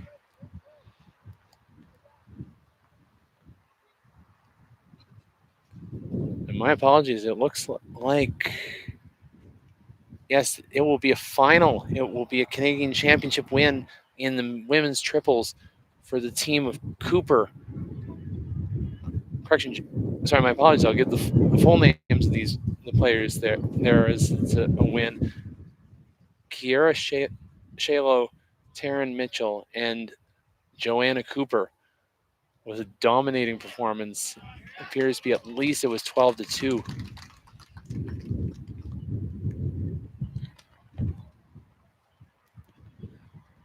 But congratulations as well to our runners-up, Harriet Patulli, Rachel Larson, and Janice Robson of Saskatchewan. An excellent performance all week, and they'll be continuing on into the next set of disciplines. Oh, and it was a count of 3. That is a big count for Pat Bird here in our feature, as he could finish this game off in this end. So the pressure comes down to Ryan Craig, and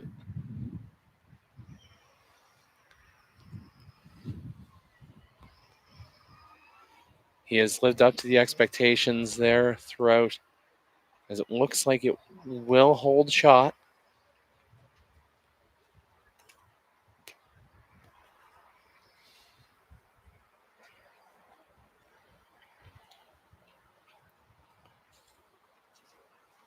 Pat Bird with the response.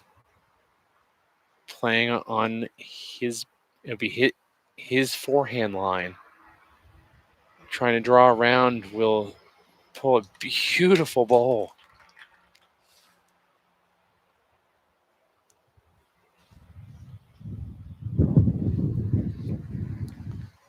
Ryan Craig on the forehand, trying to come down to it. It looks close.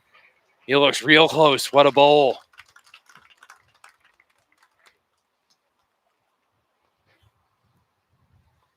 Draws a toucher.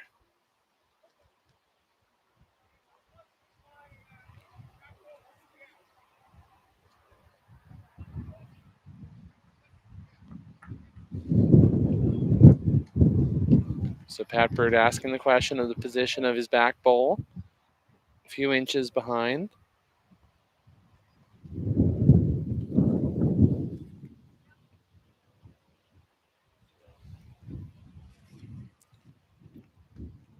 So big bowl here from the 9-time Canadian champion out of Calgary with his third of this second end of the tiebreak.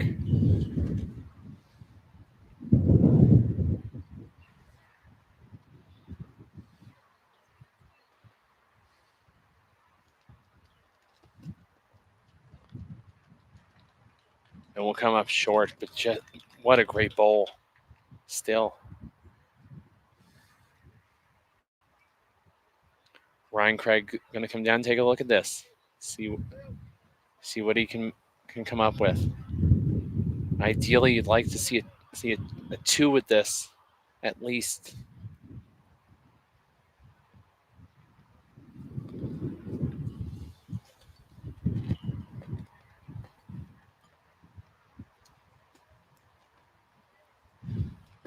To put some pressure on leading into the late stages of tiebreak.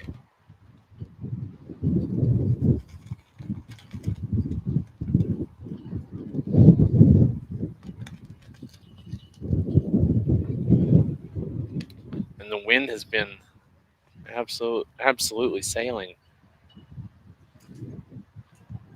Ryan Craig on the backhand here, trying to will his bowl around, put himself in a position to win this match. But holding 1 will be his current count.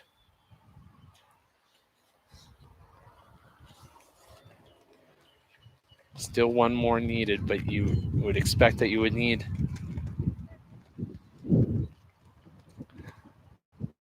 to at least be within 1 especially against a player of Pat Bird's caliber.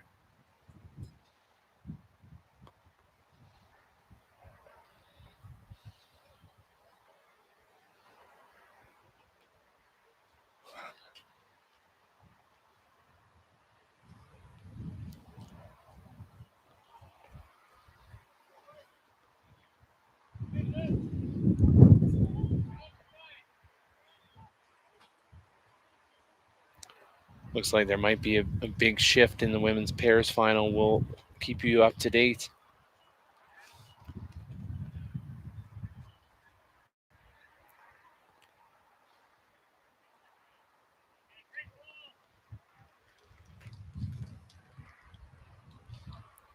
Pat Bird here, final bowl in the second end of the tiebreak.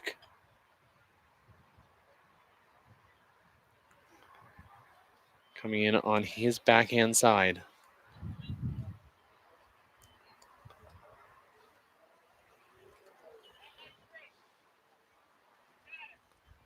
It looks fairly close there. Will it get through the hole? And a toucher. Don't mind if I do. It's one of those ones right there right now. If Ryan Craig's been asked the question, if you and quoting the words of the legendary professional wrestler John Cena, if you want some, come get some.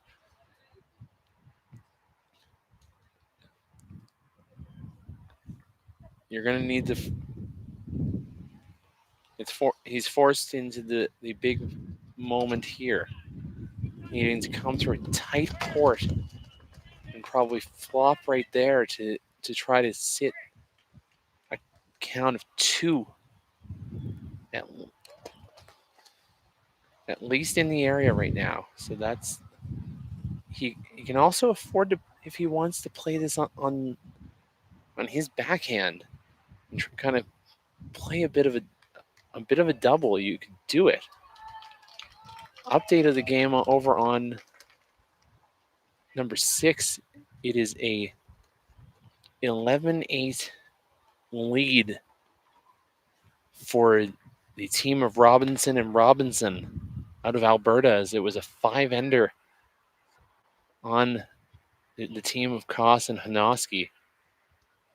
But still, lots of bowls left to be played. Big bowl here from Ryan Craig, looking for the gap, and will come tight.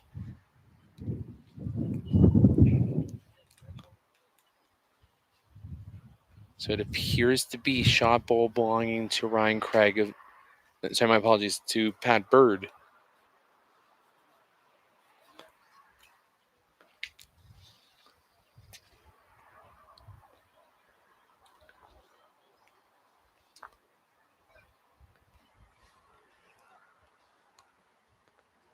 So it's down to this.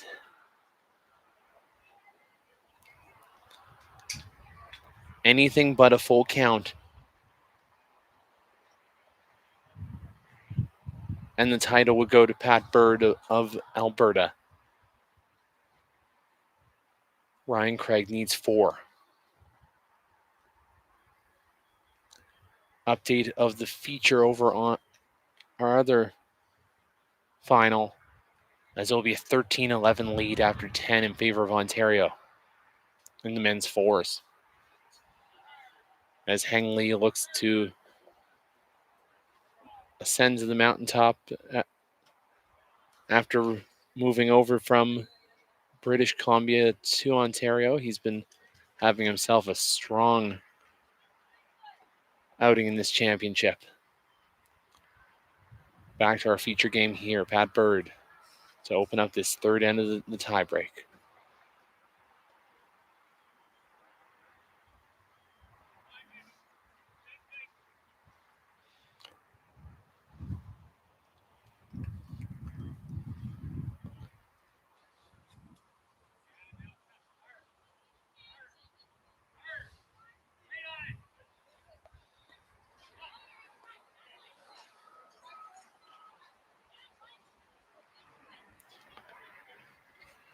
So Ryan Craig playing about a meter through there. Definitely don't want any short bowls here, as that could be the main difference in this matchup. So Bird going to come in again on that backhand line of his that he's been playing so well.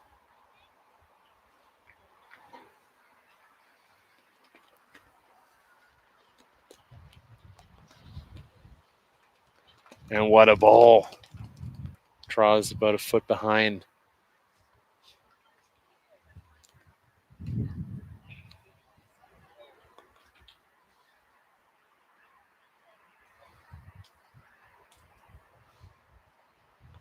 Ryan Craig going through. So you'd expect there right now that if you were Pat Bird, you're going to try to find some position here.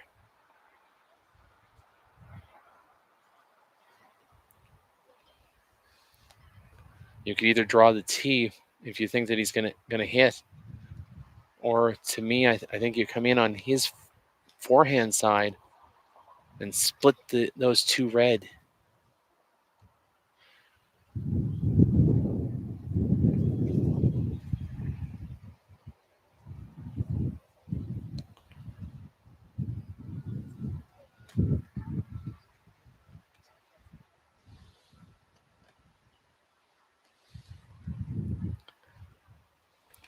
Final 2 bowls.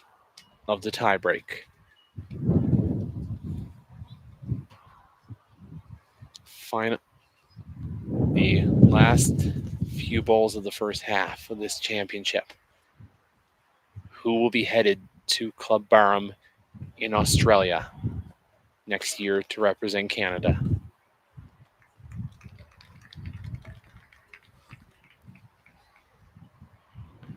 Pat Bird currently has one hand on the trophy now.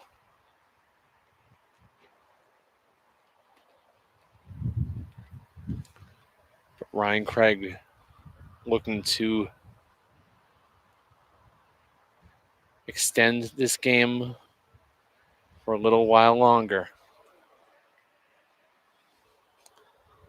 and give himself a chance to win this. And you can certainly say all credit to the Quebec champion out of Pierrefonds. He has played outstanding against a top-notch field of talent. Coming in on the forehand side.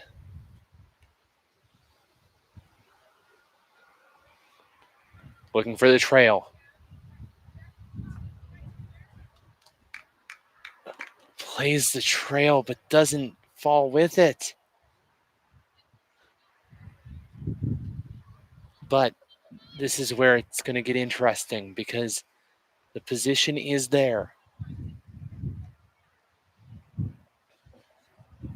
He can play that backhand, my apologies, that forehand line that he's been playing so well. He might have the chance to do it again. So you would expect that now you would have to see Pat Bird either play for some more coverage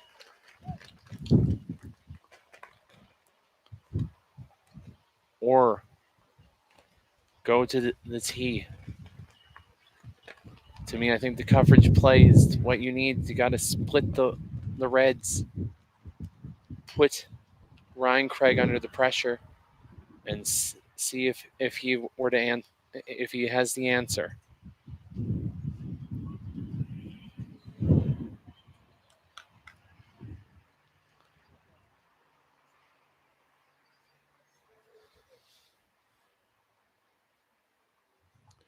Final bowl here, and number 3 of the tiebreak.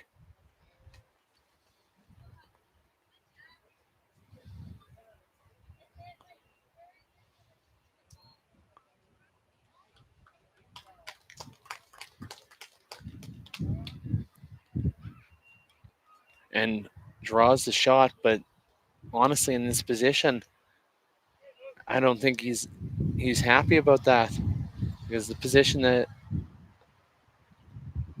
puts it is that he can probably have some good options to have a confident go at this.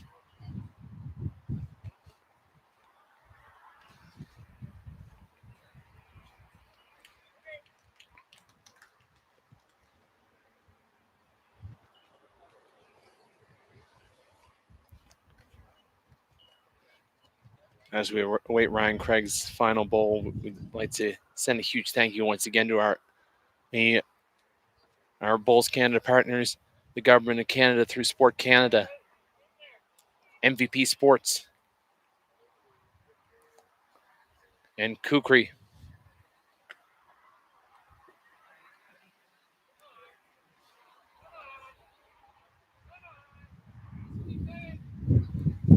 Big bowl needed here from Ryan Craig.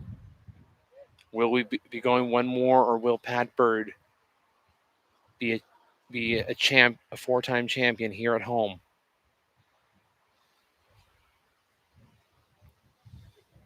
Arguably the biggest bowl of his career, Ryan Craig.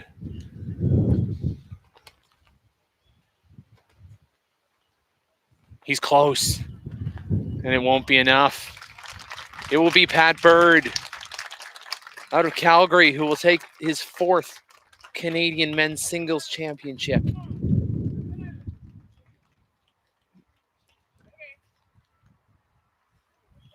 Appears to be a 1, so it would be a final of 3-7, 8-5, 5-0.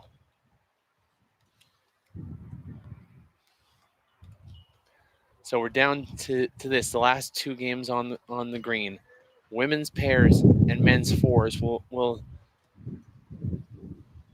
talk to you here about the men's fours. Brian Ranger, Brad Roden, Nathan Finley, and Lou Handley currently down by 3 against the team of Heng Lee, Desmond Tibby.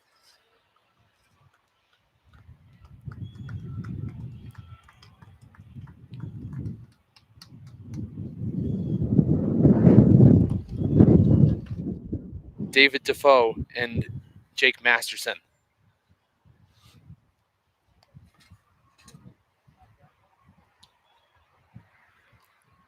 Also waiting the final bowl from Jordan Koss on the women's pairs final, down by 3.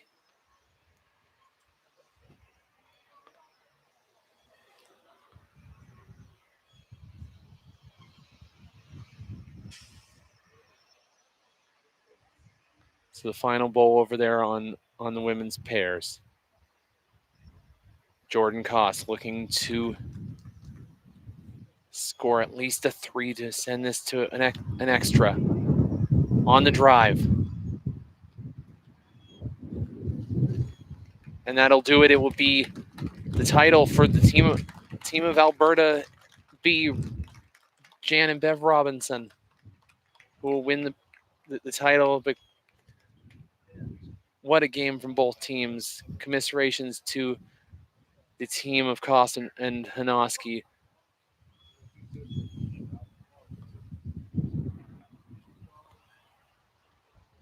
Heather will continue on to the women's singles. Jordan will be off to the Atlantic International Challenge in Windsor to represent Team Canada. And we wish her the best of luck. But your women's pairs champions, the team of Jan and Bev Robinson, as they return to the top of the podium as champions. Down to this, the final game of this first half, the men's fours. We hope you're enjoying the action. This is some amazing bowling right down to the wire here.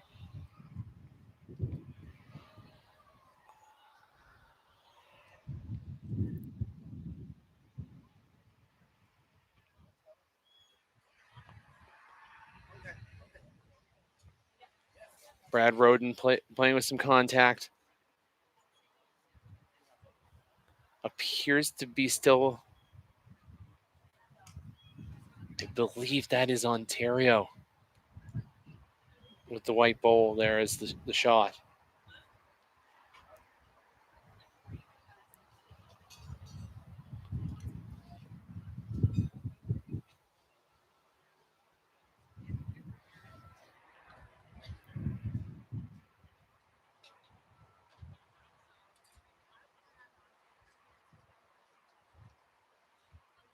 Heng Lee with his first of 2.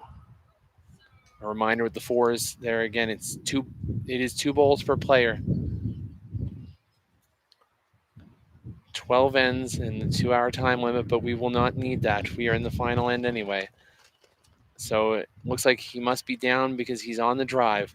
And a big drive from Heng Lee.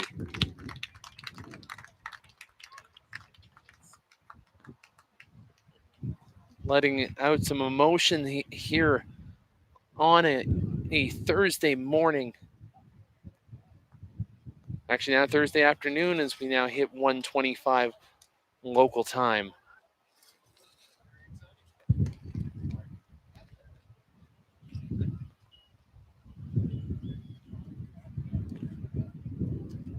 Brian Ranger out of Commonwealth, the club president here at the host club. Looking to become a champion here at home and make it 3 for 3 this morning.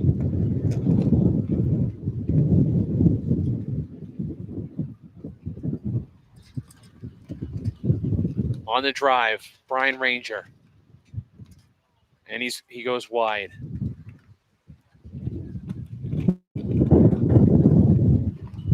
As the wind picks up once again, Hang Lee heads down to the mat one more time.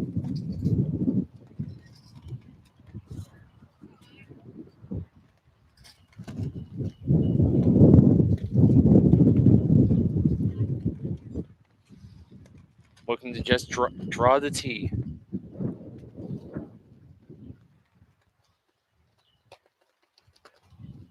Jams on the front. What are the options?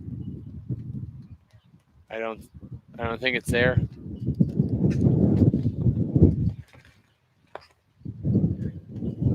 Playing with Heath.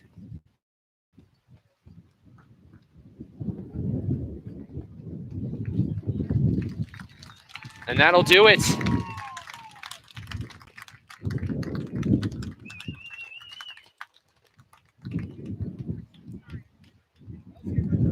It'll be Ontario with the win.